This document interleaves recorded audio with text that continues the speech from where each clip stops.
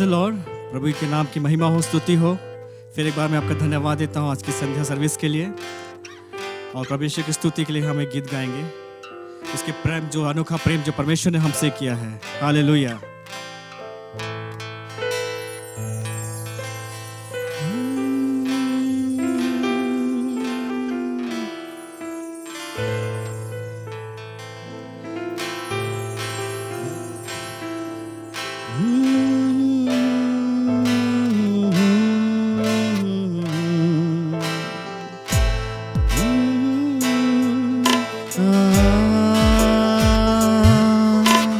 धोखा है प्रभु प्यार तेरा, इतना मधुर है एहसास तेरा। धोखा है प्रभु प्यार तेरा, इतना मधुर है एहसास तेरा। पुकारे ये दिल तुझे सदा, सुन ले तू दिल की दुआ। पुकारे ये दिल तुझे सदा, सुन ले तू दिल की दुआ।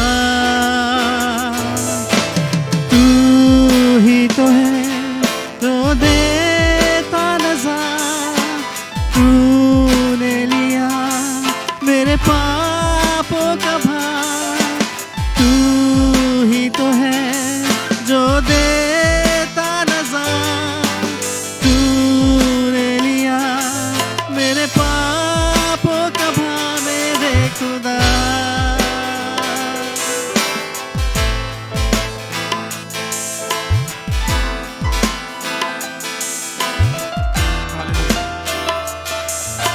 सच्ची में तेरा प्रेम अनोखा है प्रभु।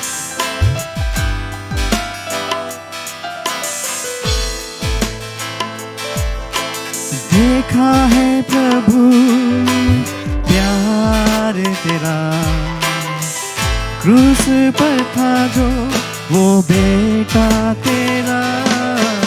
देखा है प्रभु प्यार तेरा, क्रूस पर था जो वो बेटा तेरा।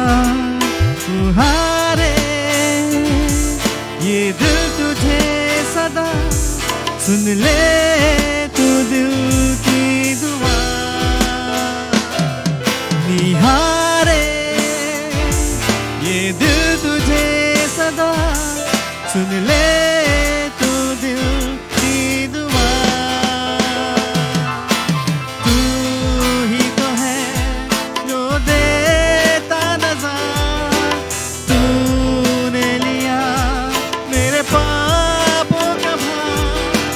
तू ही तो है जो देता नज़ार, तूने लिया मेरे पापों का भार मेरे खुदा।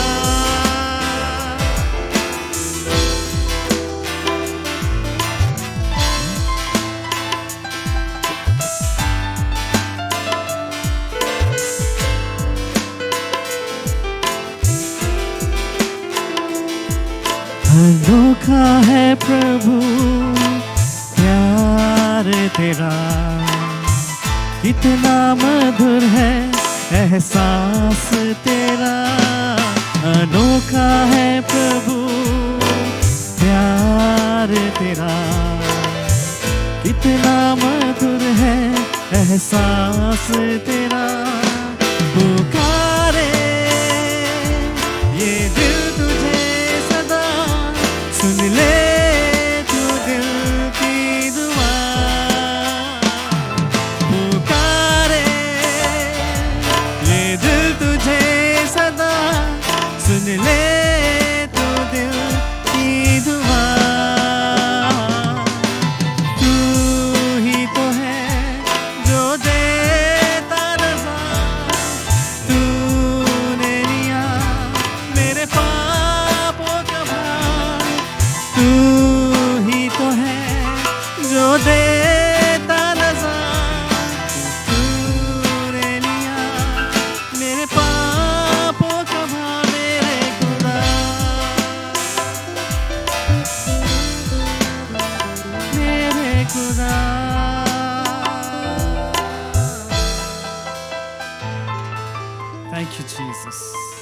धन्यवाद हो पिता परमेश्वर, सच में तेरा प्रेम अनोखा है लॉर्ड। हालेलुया। हम तेरी ओर निहारते हैं, तुझे पुकारते हैं पिता परमेश्वर। ओ यस लॉर्ड, हालेलुया। तूने हमें उस पाप के दलदल से, उस अंधकार से, ओ प्रभु जी, उस सांसारिक बातों से बचा के बाहर निकाला है पिता परमेश्वर। मैं तेरा धन्यवाद देता हूँ पिता प्रभु जी। और आज की सभा के लिए फिर एक बार मैं तेरा धन्यवाद देता हूँ। आगे वाली मीटिंग के लिए तो अपना अनुग्रह बनाए रखना पिता परमेश्वर। तेरे दास के द्वारा से बोल और बातचीत कर लॉर्ड। हालेलुया। बहुत सारे बंधन खुलने पाए पिता परमेश्वर। वो हमारे मन का जो अंधकार है वहाँ पर तेरी ज्योति होने पाए। Yes Lord, hallelujah. ओ यस लॉर्ड, अपने दास को अपने सामर्थ्य हाथों में तो अभिषेक कर लॉर्ड पिता। उनके मुंह को अभिषेक कर, अपनी आत्मा से भर पिता परमेश्वर। और जो भी बोले, हर एक वचन उनके मुंह से जो निकलता है पिता परमेश्वर, हमारा हृदय, मन, प्राण सब चीज जाए पिता परमेश्वर। हम तेरे उस अद्भुत प्रेम को और गहराई से समझने पाए पिता प्रभु। मैं तेरा धन्यवाद देता हूँ पिता। हम सबको तूने अपनी बाहों में लेकर प्रेम किया है पिता। ओ हमें तू देख रहा है, हमें प्रार्थना को सुना है। मैं तेरा धन्यवाद देता हूँ प्रभु। यीशु मसीह के नाम से मैं मांगता हूँ, दया से सुनिए, ग्रहण कीजिए। आमीन। Praise the Lord. Welcome to the Otso of Manna. यीशु मसीह के नाम से आप सबों को स्वागत करते हैं। मैं विश्वास करता हूं कि परमेश्वर पिछले दिनों में आप सबों को भला चंगा रखा है, आप अच्छा स्वास्थ्य में हैं और परमेश्वर का स्वर्गीय प्रोटेक्शन आपके जीवन में है। मेरे प्यारे भाई और बहनों, परमेश्वर ही हमारी रक्षा करता है, इसीलिए हम लोग सुरक्षित रहने पाते हैं। आइए हम लोग परमेश्वर के वचन में जाने से पहले हम छोटी सी दुआ करें। सर्वसामर्थी सेनाओं का यह परमेश्वर पिता, इज़राइल का परमेश्वर, दाऊद का परमेश्वर, इब्राहिम का परमेश्वर, तेरे करीब, तेरे पास में आते प्रभु जी, धन्यवाद देते हैं आज के इस दिन के लिए प्रभु जी। यह परमेश्वर पिता लॉर्ड, आज जो कुछ भी हम परमेश्वर पिता प्रचार करेंगे प्रभु जी, इसमें आप आशीष कीजिए लॉर्ड। हमारे मुख से होके बोलिए प्रभु जी, कलीसिया से बोलिए प्रभु जी, प्रत्येक से बातें कीजिए प्रभु जी, हमसे बातें कीजिए प्रभु परमेश्वर पिता लॉर्ड। आपका आत्मा प्रभु जी हमें सिखाए और चलाए और अगुवाई करे प्रभु जी। यीशु मसीह के सामर्थ्य नाम से मांगते हैं, सुनिए, अदय स्वराज्य में ग्रहण कीजिए। आमेन। हम जिस विषय में बात कर रहे हैं वो है वर्ल्ड ऑफ क्रिटिसिज्म, आलोचना का संसार। पिछले सप्ताह हमने शुरू किया, पार्ट 1 हमने बताया और आज पार्ट 2 में जाएंगे। पार्ट 1 में हमने बताया कि नेगेटिव क्रिटिसिज्म ए डेडली वेपन, यानी एक नकारात्मक आलोचना जो है वो किस प्रकार से घातक हथियार है, इसके विषय में हमने पिछले सप्ताह को देखा। आज हम जो देखेंगे वर्ल्ड ऑफ क्रिटिसिज्म पार्ट 2 में, वो है phenomena and distraction behind negative criticism, यानी नकारात्मक आलोचना के पीछे का घटना और विनाश क्या होता है, उसका पीछे घटना क्या होता है, और उसका नकारात्मक जो आलोचना है, जो विनाशकारी आलोचना है, उसके पीछे में विनाश किसको होता है, इसको, इन बातों को देखेंगे। इसके पीछे में डिस्ट्रैक्शन क्या है, इसको हम लोग देखेंगे। मेरे प्यारे भाई और बहनों, जितने लोग आज पहली बार हो सकता है हमारे चैनल को देख रहे हैं और पिछले एपिसोड को आपने नहीं देखा है, इसका पार्ट 1 को तो जरूर आप लोग बाद में से देखिएगा ताकि पार्ट 2 को अच्छी तरह से आप समझने पाएं। Hallelujah, praise the Lord. परमेश्वर हमारे मध्य में, हमारे बीच में है। ये तो पहली बात तो है कि ये जो विषय है बहुत ही क्रिटिकल है, इसके ऊपर में बात करना बहुत ही सजगता के साथ में बातें करनी होती है, क्योंकि बहुत सारे क्वेश्चंस अराइज होते हैं इसमें। लेकिन फिर भी परमेश्वर ने हमारे हृदय में इन बातों को डाला, इसलिए आप लोगों के मध्य में और सब मना इस चैनल के द्वारा से हम इन तमाम बातों को रखते हैं और बहुत सारे लोग आशीषित हो रहे हैं इन वचनों के द्वारा से, और आप लोग हमारे लिए दुआ कर रहे हैं, प्रार्थना कर रहे हैं। इस बात के लिए भी आप सबों को बहुत बहुत धन्यवाद देते हैं। मेरे प्यारे भाई और बहनों, पिछले दिनों में जब पार्ट 1 में हमने डिस्कस किया था कि नकारात्मक आलोचना, विनाशकारी आलोचना के पीछे में शैतान का हाथ होता है और दुष्टात्मा लोगों का नेटवर्किंग होता है, एविल स्पिरिट्स का नेटवर्किंग होता है, वो लोग काम करते हैं। उन कुछ बातों को हमने देखा था, आज कुछ बातों को और देखेंगे। और हमने इस बात को बताया था कि हम जो एक आत्मिक पेड़ हैं, परमेश्वर ने अपने राज्य में हम सबों को उसने लगाया है और हम लोग बढ़ रहे हैं, और परमेश्वर चाहता है कि हम लोग की आत्मिक पेड़ हैं एक अच्छा फलदायी वृक्ष के रूप में हो और हमारा फल बना रहे। लेकिन शैतान क्या करता है, इस आत्मिक पेड़ को अटैक करता है, इसको अटैक करता है और इसके ऊपर में प्रहार करता है ताकि वो फलदायी ना होने पाए, वो खराब हो जाए। और कई बार जब हम लोग अपने जीवन में जो आलोचनाएं हमारे खिलाफत में होती है, उसको जब हम हैंडलिंग करने नहीं पाते हैं और हम लोग मायूस हो जाते हैं, हम लोग दुखी हो जाते हैं, कई बार हम लोग बैकस्लाइड भी होते हैं और हम लोग जो आत्मिक जो वृक्ष है वो नष्ट हो जाता है और परमेश्वर के राज्य में हम लोग फलदायी होने नहीं पाते हैं और परमेश्वर के महिमा के कारण होने नहीं पाते हैं। तो मेरे प्यारे भाई और बहनों, हम लोग आज जब हम लोग आगे बढ़ते हैं तो हम कई एक बातों को चर्चा करेंगे, इसलिए बहुत ध्यान से इस बात को सुनिए और आखिरी तक आप लोग बने रहिए। हो सकता है कि आज का मैसेज लंबा थोड़ा सा हो, लेकिन परमेश्वर आप सबों से बातें करेगा, आशीषित करेगा। Now why do we criticise the root cause? हम लोग क्यों आलोचना करते हैं, क्यों हम लोग नकारात्मक आलोचना करते हैं? इसका जड़ कहां पर है, उसका रूट कॉज, उसका कारण क्या है, क्यों हम लोग ऐसे करते हैं? उसमें से कई एक बातें हैं, लेकिन 3 बातों को मैं समेट कर लाया हूं। इसको हम लोग अगर ध्यान देंगे इन बातों को, तो हम समझने पाएंगे। बारीकी से अगर स्टडी करेंगे, इसके पीछे झांकेंगे, तो जानेंगे कि जो विनाशकारी आलोचना जो हम लोग करते हैं, खिलाफत करते हैं, उसके पीछे कारण क्या होता है। जो पहला कारण है, when we try to defend our ego, we will be tempted to criticize। पहला जो होता है, जब हर इंसान के अंदर कहीं ना कहीं घमंड छुप कर बैठा होता है। मैं यहाँ पर खड़ा होकर नहीं कह सकता हूँ कि मेरे अंदर में बिल्कुल ईगो नहीं है, बिल्कुल घमंड नहीं है। ये एक दिन में जाता नहीं है, कहीं ना कहीं छुप के बैठा होगा।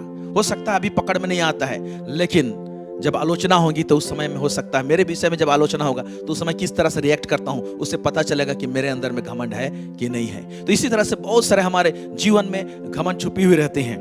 तो हम लोगों का घमंड को डिफेंड जब करते हैं, हम लोग ईगो को जब हम लोग बचाने की कोशिश करते हैं, उस समय हम आलोचना करना चालू करते हैं। यहां पर हम लोग को परीक्षा होती है कि हम परीक्षा में पढ़ते हैं कि हम आलोचना करें। ये पहला कारण। दूसरा जो है, when we feel we are losing our personal value, we will fall in temptation to criticize। यानी जब हमको ऐसा लगेगा कि हमारा व्यक्तिगत मूल्य, आदर कहीं पर नुकसान हो रहा है, जा रहा है, हमारा मान सम्मान कहीं पर नुकसान हो रहा है, हमको ऐसे जब लगता है, तो उस समय में भी ध्यान दीजिए। अगर ध्यान देंगे तो आप इसको समझने पाएंगे। और ऐसा होता है, हमारा व्यक्तिगत मूल्य, आदर जब ऐसा लगता है कि नुकसान हो रहा है कहीं पर पर्सनल, तो उस समय हम परीक्षा में पढ़ेंगे और हम भी आलोचना करना चालू करेंगे। हम आलोचना करना चाहेंगे दूसरों का,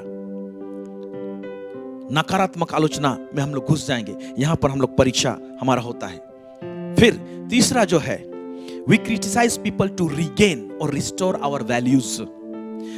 जब ऐसा लगता है कि हमारा मूल्य, हमारा आदर हम लोग खो बैठे हैं, अब उस खोया हुआ आदर को और उस खोया हुआ जो हमारा मूल्य है, वैल्यू है, उसको जब हम लोग फिर से संग्रह करना चाहेंगे, फिर से रिस्टोर करना चाहेंगे, उस जगह में भी हम परीक्षा में पढ़ेंगे कि हम भी आलोचना करें। क्यों? क्योंकि हम सफाई देना चालू करेंगे, जस्टिफाई करना चालू करेंगे। जब सफाई देते देते क्या करेंगे, उसी समय में हम दूसरों का आलोचना करना चालू करेंगे, वो भी नकारात्मक। कई बार ऐसे होता है। तो ये 3 बेसिक कारण को हम आपके सामने में रखते हैं। इन कारणों की वजह से क्या करते हैं कि हम लोग परीक्षा में पढ़ते हैं और हम लोग नकारात्मक आलोचना में हम लोग पढ़ जाते हैं, या तो हम लोग विनाशकारी आलोचना में हम लोग पढ़ जाते हैं। ये सब जो है, ये स्पिरिचुअल प्रॉब्लम है, ये आत्मिक समस्या सब है जो हमारे अंदर में रहती है। एक टाइप का डिजीज है, बीमारी है जो हमारे हार्ट में होता है। हम जो उद्धार पाए हुए लोग हैं, हमारा आत्मा तो नया हो जाता है, उसमें प्रभु बैठा रहता है, उसमें पवित्र आत्मा बैठता है, लेकिन हमारा हृदय पूरी रीति से ट्रांसफॉर्म नहीं हो रहता है, क्योंकि इसी हृदय से जलन, घृणा ये सब निकलती है, बोल के बाइबल में लिखा हुआ है। तो कहां से निकलती है? इसका मतलब ये हृदय को पूरी रीति से मांस का हृदय बनाने के लिए एक प्रोसेस है, जो प्रभु कहता है मैं तुम्हें मांस का हृदय दूंगा, पत्थर का हृदय निकालकर मांस का हृदय दूंगा। ये एक दिन में नहीं होता है, लेकिन आत्मा का नवीनीकरण या तो बॉर्न अगेन जो होता है, आत्मा जो नया होता है, वो सिंगल शॉट में हम विश्वास करते हैं हृदय में, और आत्मा को परमेश्वर नया कर देता है, पवित्र आत्मा उसमें बैठता है, बॉर्न अगेन कहते हैं उसको। लेकिन इसके बाद में हमारे जीवन में हमें प्राण के एरिया में मेहनत करना पड़ता है, हमारे हृदय के एरिया में हमको मेहनत करना पड़ता है। हमको वचन को मेडिटेट करना पड़ेगा, पढ़ना पड़ेगा, अपने आप को जांचना पड़ेगा। जैसे दाऊद कहता था, परमेश्वर मेरे हृदय को जांच ले, कोई ऐसे बुरी बात तो मेरे हृदय में नहीं है। वो जांचता था। Hallelujah, praise the Lord. आइए एक वचन किस तरह से इंगित करता है, बताता है कि ये हमारे हृदय में बीमारी पड़ा हुआ है, रोग है। वो यिर्मयाह 17:9 उसको पढ़ेंगे, क्या लिखा है। मन तो सब वस्तुओं से अधिक धोखा देने वाला होता है, उसमें असाध्य रोग लगा है, उसका भेद कौन समझ सकता है। हाँ, अंग्रेजी बाइबल में से लिखा हुआ है, The heart is deceitful above all things and desperately wicked.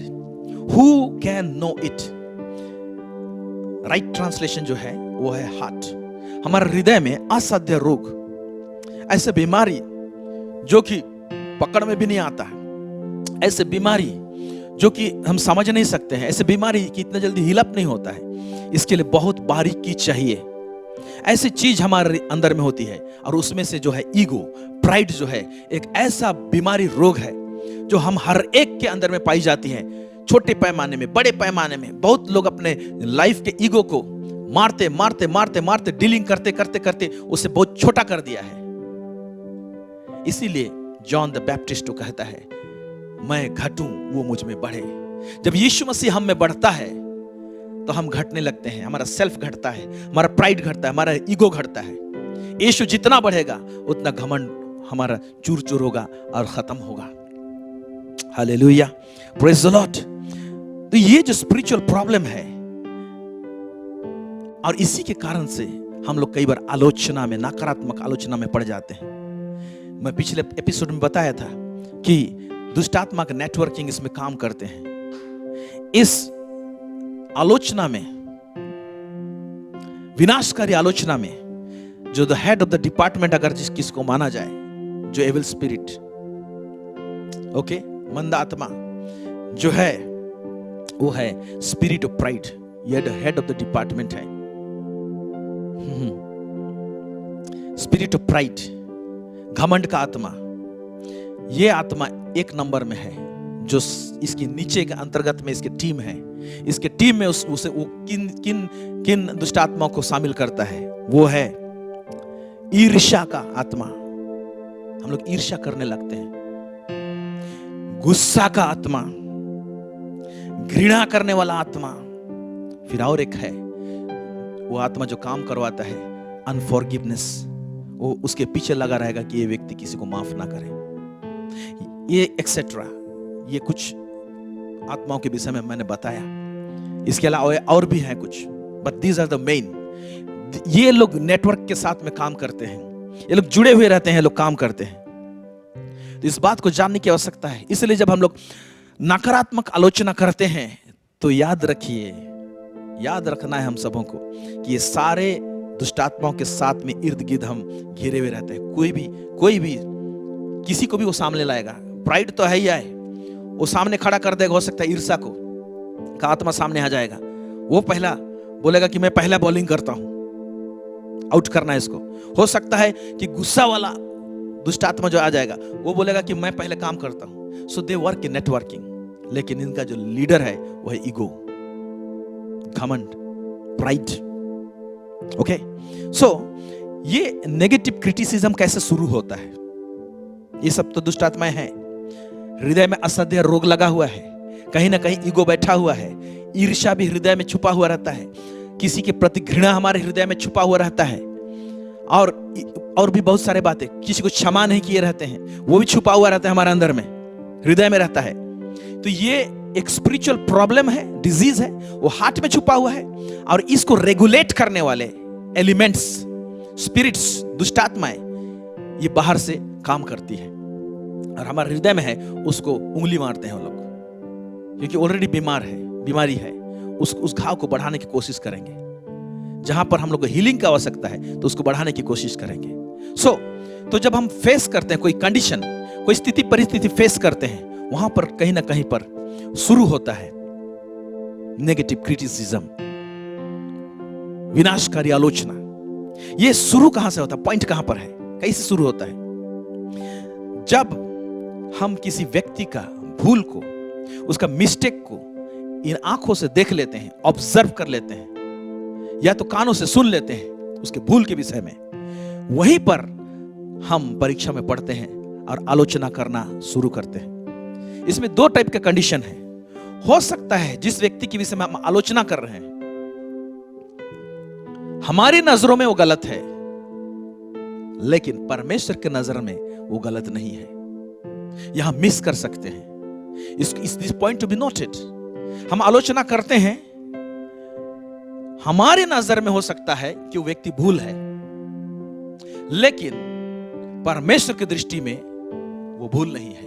ये पहला कंडीशन। दूसरा जो कंडीशन है वो है परमेश्वर की नजर में भी वो भूल है और हमारी नजर में भी भूल है। दोनों कंडीशन में क्या करते हैं, हम आलोचना करते हैं या कर सकते हैं। जब हम लोग आगे बढ़ते हैं आलोचना करने के लिए, तो इन बातों को हम नजरअंदाज ना करें। हम करते हैं, लेकिन हम लोग इस एंगल को भूल जाते हैं।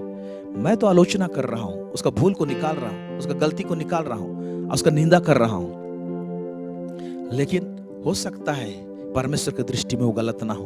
मैं समझने नहीं पाया हूं।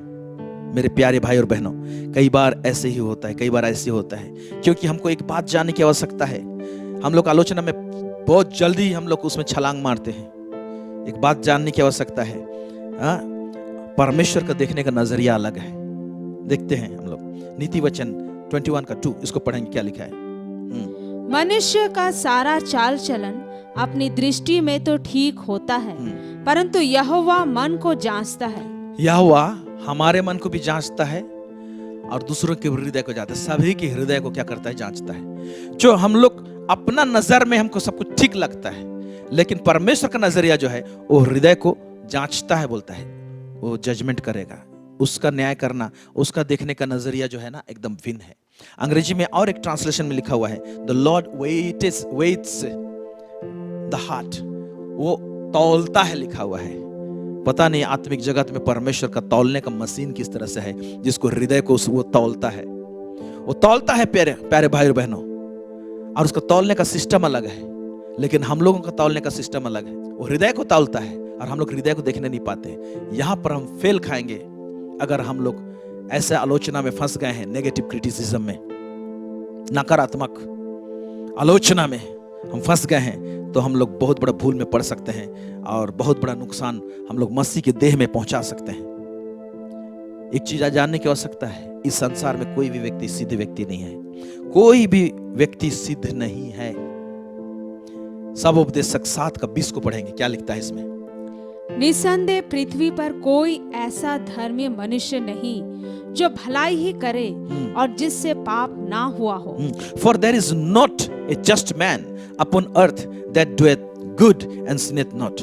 कोई ऐसा व्यक्ति नहीं है इस पृथ्वी में जो भला ही करता रहे और भूल ना करे, पाप ना करे, गलती ना करे। यानी उसने, कोई भी व्यक्ति ऐसे नहीं है। इसका मतलब कहीं ना कहीं फॉल्ट किसी ना किसी की निकलेगा। आपके नजर में मैं कहीं ना कहीं भूल निकलूंगा और मेरे नजर में आप कहीं ना कहीं भूल निकलेंगे। तो इस जगह करना क्या है हमको? हम लोग क्या करते हैं, छलांग मारते हैं। आप प्रभु को ग्रहण किए हैं, मैं भी प्रभु को ग्रहण किया। हम लोग एक देह में हैं, लेकिन हम भूल कर बैठते हैं और छलांग मारते हैं। तुरंत हमारा मुंह बंद नहीं रहता है। और कई बार ये सब करने के लिए मजा भी आता है लोगों को। मेरे प्यारे भाई और बहनों, जब हम लोग भूल देखते हैं किसी के जीवन में, ओके, तो वहीं पर हम लोग परीक्षा में पड़ जाते हैं और हम लोग आलोचना करना शुरू करते हैं। और हमारे हृदय में किसी के प्रति ईर्ष्या है, तो उसको नीचा दिखाने के लिए हम जरूर उसके खिलाफत में हम लोग बोलना चालू करेंगे। हो सकता है किसी ने कभी हमको गुस्सा दिलाया है, तो भी हम लोग क्या करेंगे, तो उसका आलोचना करेंगे। हो सकता है कि किसी के प्रति हमारे अंदर में घृणा है, थोड़ा सा भी है, तो जब ऐसा मौका मिल जाता है तो उस घृणा के कारण से घृणा का आत्मा भी आएगा और उसको कुरेदेगा जो घृणा हमारे अंदर में है, और हम लोग को आलोचना करने के लिए मजबूर करेगा। हम लोग इन तमाम बातों से घिरे रहते हैं और प्रतिदिन ये होता है।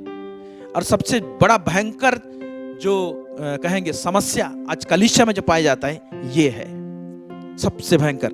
और ये इस प्रकार का समस्या आज कलीसिया को तहस नहस कर रहा है, बॉडी ऑफ क्राइस्ट को कंफ्यूजन में डाल रहा है, समस्या में डाल रहा है। और शैतान इन तमाम बातों को देखकर वो खुश होता है। We should be very much careful while criticizing others. It's very dangerous. ये बहुत ही खतरनाक है। लूक का उसका 6:37 में क्या कहता है? लूक 6 उसका 37, आइए हम लोग देखते हैं इसको। दोष मत लगाओ तो तुम पर भी दोष नहीं लगाया जाएगा। हाँ, दोषी ना ठहराओ तो तुम भी दोषी नहीं ठहराए जाओगे। ओके, अंग्रेजी में इस तरह से कहता है, जज not and ye shall not be judged, condemn not and ye shall not be condemned, forgive and ye shall be forgiven. दोष मत लगाओ, भूल मत बताओ नहीं लिखा हुआ है। भूल बताना और दोष लगाना इज डिफरेंट। लास्ट में पॉजिटिव और सकारात्मक आलोचना क्या होता है थोड़ा सा बताऊंगा, ज्यादा नहीं बताऊंगा, मैं कोशिश करूंगा जस्ट थोड़ा सा बताऊंगा। एक ही पॉइंट हो सकता है। आलोचना, सकारात्मक आलोचना कैसे किया जा सकता है, कैसे होता है, हम नकारात्मक आलोचना के विषय में चर्चा कर रहे हैं। साफ साफ यहां लिखा हुआ है, दोष मत लगाओ। दोष लगाने वाली बात है ना, एक फाड़ने वाली बात है। तो तुम पर भी दोष ना लगाया जाए, यहां पर लिख दिया है साफ साफ। दोषी ना ठहराओ कि तुम पर भी दोषी ना ठहराया जाएगा। फिर लास्ट में बोला है तो क्या किया जाए, क्या किया जाए? दोषी है कोई, बोलता है क्षमा करो, बच जाओ तुम भी, उसे भी बचा लो। क्षमा करो तो तुम्हें भी क्षमा किया जाएगा। अगर तुम क्षमा नहीं करोगे तो तुम्हें भी क्षमा नहीं किया जाएगा। ये बाइबल बताती है हम सबों को। यहां पर हम लोग बहुत बड़ा भूल में पड़ जाते हैं, दूसरों को क्षमा नहीं करते हैं। जब क्षमा नहीं करते हैं तो अनफॉरगिव हार्ट में हम लोग घूमते रहते और किसी दिन उस व्यक्ति के विषय में थोड़ा सा कमजोरी देखे तो हो सकता है डायरेक्ट उसके मुंह में नहीं बोलते हैं आलोचना। हम क्या करेंगे, चार लोगों के बीच में हम बोलेंगे, मालूम फलाना ऐसे किया वैसे किया है, ऐसे करके क्या करेंगे ना, उसमें और बहुत सारे तोड़ मरोड़ के जोड़ के चर्चा करेंगे, डिस्कशन करेंगे। और उसी समय में हम लोग आलोचना करके चार लोगों के बीच में दिए और चार लोगों को बोलेंगे कि पांचवा व्यक्ति को नहीं बताना। लेकिन ऐसा नहीं होता है। आलोचना एक ऐसा चीज है ना, वो फैलेगा। क्या आपने कभी देखा है कोई ऐसा न्यूज या कोई ऐसा न्यूज़पेपर जिसमें अच्छा अच्छा लिखा हुआ रहेगा वो ज्यादा बिक्री होता है? वो न्यूज चैनल ज्यादा चलता है या तो वो न्यूज़पेपर ज्यादा बिक्री होगा जिसमें क्रिटिसिज्म होगा, आलोचना होगा, वो बिक्री होता है। क्योंकि दुनिया में ऐसा स्पिरिट काम करते हैं। उस स्पिरिट क्या करेगा, उसको बिक्री करने का मूड में रहेगा उसको, और लोगों को चलाता है और लोगों का इंटरेस्ट भी उसी में जागता है। किसने क्या बोला तो उसने क्या बोला, उसने क्या बोला तो इसने क्या बोला। डेली न्यूज में देखते होंगे आप, ये नेता ऐसे कहा तो उस पार्टी के नेता ने उसको खंडन करते हुए ऐसा कहा, और जब कहा तो मिला के कहा। ओके, ये नेता ये बोला, ये नेता वो बोला। इसी को हम लोग बैठ के न्यूज में हम लोग देखते रहते हैं, हमारा दिमाग भी खराब करते हैं। हमको कुछ लाभ नहीं होता है, पता नहीं ऊपर वालों को जो लोग है क्या लाभ होता है मालूम नहीं, लेकिन इसमें देश का नुकसान हो रहा है। और ये चीज जब कलीसिया में रहता है तो वहां पर आलोचना के कारण से बहुत बड़ा नुकसान होता है। जज not and ye shall not be judged, condemn not and ye shall not be condemned, forgive and ye shall be forgiven. परमेश्वर हमको शिक्षा देता है, हमको कहता है माफ करो, माफ करो। मैं एक बात कहता हूं, माफ करो और सीधा साफ करो। Praise the Lord, hallelujah, amen, amen, आमेन। न्याय के विषय में और चीज कहा है। हम लोग जो अचानक से जो छलांग मारते हैं ना, ब्रेक लगाने के लिए एक वचन क्या कहता है देखेंगे। पहला कुरिन्थियों उसका 4 उसका 5 पद, पहला कुरिन्थियों 4 उसका 5 क्या लिखता है? इसलिए जब तक प्रभु ना आए समय से पहले किसी बात का न्याय ना करो। इसलिए जब तक प्रभु ना आए समय से पहले किसी बात का न्याय ना करो। वही अंधकार की छिपी बातें ज्योति में दिखाएगा, हाँ, और मनों के अभिप्रायों को प्रकट करेगा। तब परमेश्वर की ओर से हर एक की प्रशंसा होगी। ठीक है, ये जो आप पढ़ेंगे तो ये उस संदर्भ में एक्चुअली लिखा गया है। फिर भी इस वचन को मैं यहाँ पर लाया थोड़ा सतर्क रहने के लिए। ये वो संदर्भ में है, पौलुस अपने आप को भेदों का भंडारी कहलाता है, भेद की बातें बताता है। लोग हमें समझे हम लोग भेदों का भंडारी हैं, ऐसे समझे लोग, कहता है। तो बहुत सारा भेद की बातों को पौलुस बताता था। तो क्या करते थे, बहुत सारा भेद की बात तो लोगों को समझ में नहीं आता था। तो लोग न्याय करना चालू करते थे, ये ठीक नहीं है, ये प्रकाशन ठीक नहीं है, वो ठीक नहीं है। मेरे प्यारे भाई और बहनों, प्रकाशन की जो बातें हैं जब प्रचार किया जाता है तो उसको तो अटैक करने से पहले 10 बार सोच लें, क्योंकि आत्मिक जगत में परमेश्वर के सामने में लेवल्स ऑफ अंडरस्टैंडिंग है, लेवल्स ऑफ रेवलेशंस है, प्रकाशन है। पौलुस कहता है जब मैं बच्चा था तो बच्चों का जैसे समझ था, अब मैं सयाना हो गया हूं। बच्चा, फिर वहां से क्रम के अनुसार बढ़ना, फिर एक सयानापन होता है, उस समय का अंडरस्टैंडिंग अलग होता है। इसीलिए कई एक चीज प्रकाशन की बातें होती है, डोंट टॉक, ये गलत प्रकाशन है, ये इस प्रकार का प्रकाशन है, वैसा है, ये बहुत सारे प्रकार के हम लोग आलोचना करते हैं। इसको जरा सा रोके, अपने आप को थाम ले, क्योंकि प्रभु जो है समय से पहले बोलता है किसी बात का न्याय मत करो, समय से पहले किसी बात का न्याय ना करो। वही अंधकार की छुपी बातें ज्योति में दिखाएगा और मनों के अभिप्रायों को प्रकट करेगा, तब परमेश्वर की ओर से हर एक की प्रशंसा होगी। आमीन, प्रेज द लॉर्ड। और एक वचन जो है ये बहुत ही खतरनाक है, बहुत ही डेंजरस है। मैं तो इसको पढ़ा था पहले, लेकिन इस नजरिए से कभी नहीं देखा था, उस पॉइंट को नहीं देखा था हमने। वो है याकूब का पुस्तक, ओके, 4 उसका 11 12, याकूब उसका 4 11 12। यहां पर क्या लिखा है? ओके, हे भाइयों, एक दूसरे की बदनामी ना करो।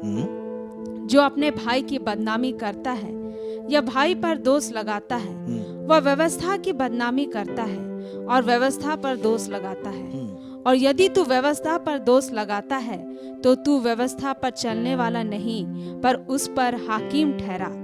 व्यवस्था देने वाला और हाकिम तो एक ही है, जो बचाने और नाश करने में समर्थ है।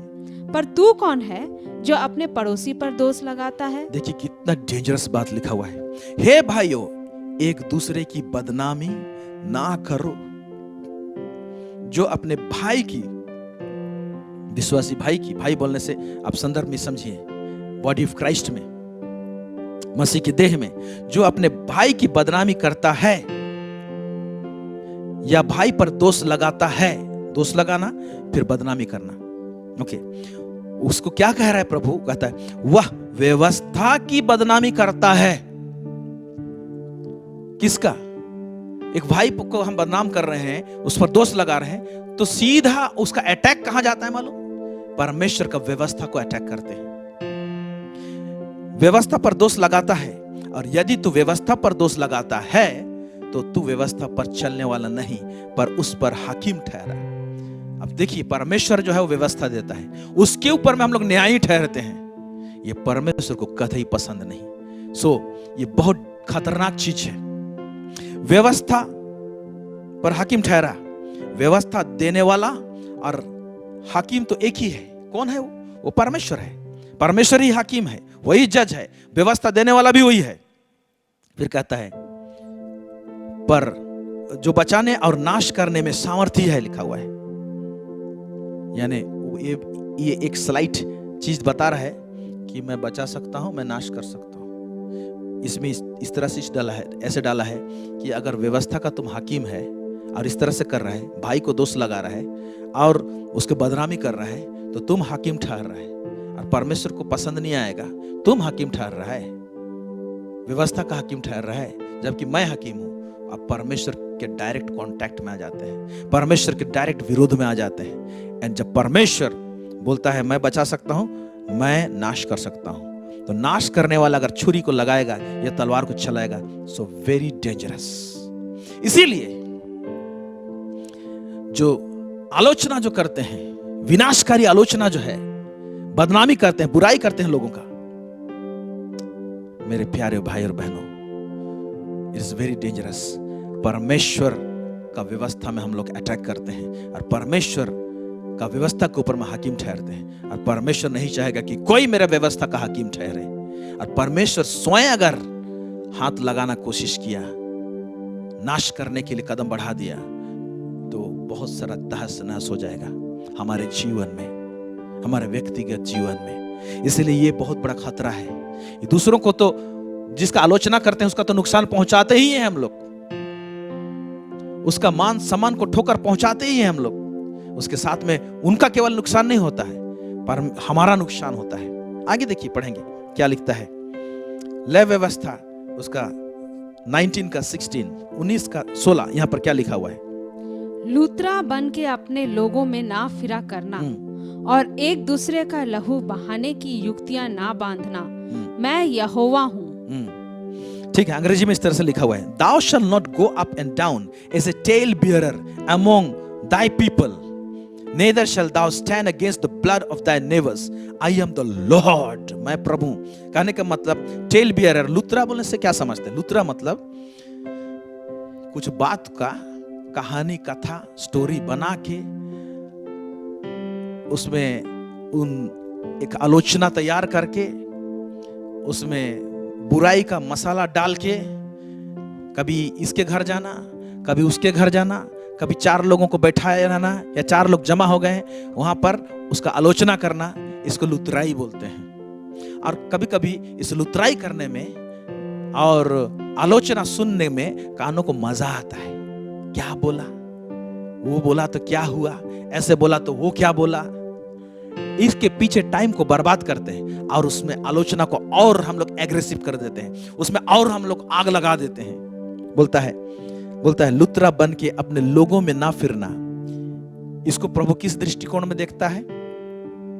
क्यों दृष्टिकोण कह रहा हूं? आप अंग्रेजी बाइबल में ग्रामर जब पढ़ेंगे तो सेमीकोलन लगा हुआ रहता है, इसमें सेमीकोलन लगा हुआ है। सेमीकोलन में देखिए एक भाग है, neither shall thou stand against the blood of thy neighbor, मतलब बोलता है लहू बहाने की युक्तियां ना बनाना, यानी लहू बहाना या मतलब घात करना, नष्ट कर देना, बर्बाद कर देना, खत्म कर देना।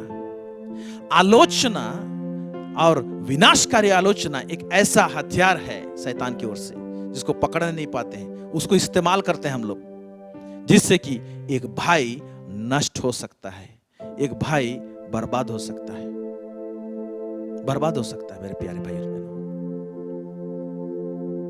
It is so dangerous, it is so dangerous.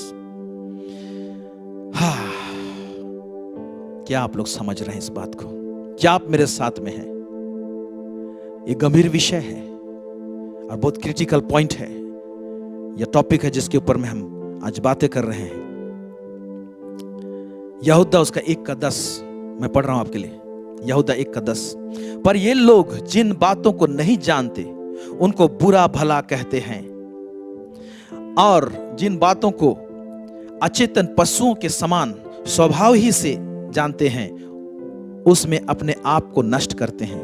अभी कई बार हम लोग आलोचना करते हैं उस विषय में जिसके विषय में तो अधूरा ज्ञान है, जिसका पूरा हमको सूचना नहीं है या जिसका पूरा प्रकाशन नहीं है, उसके ऊपर में भी चर्चा करना चालू करते हैं और नुक्ताचीनी करते हैं, बुराई करते हैं। पता नहीं वो व्यक्ति ऐसे बोला है कि नहीं बोला, मालूम नहीं, लेकिन कहीं से सुन लिए और हम लोग बोलना चालू कर दिए।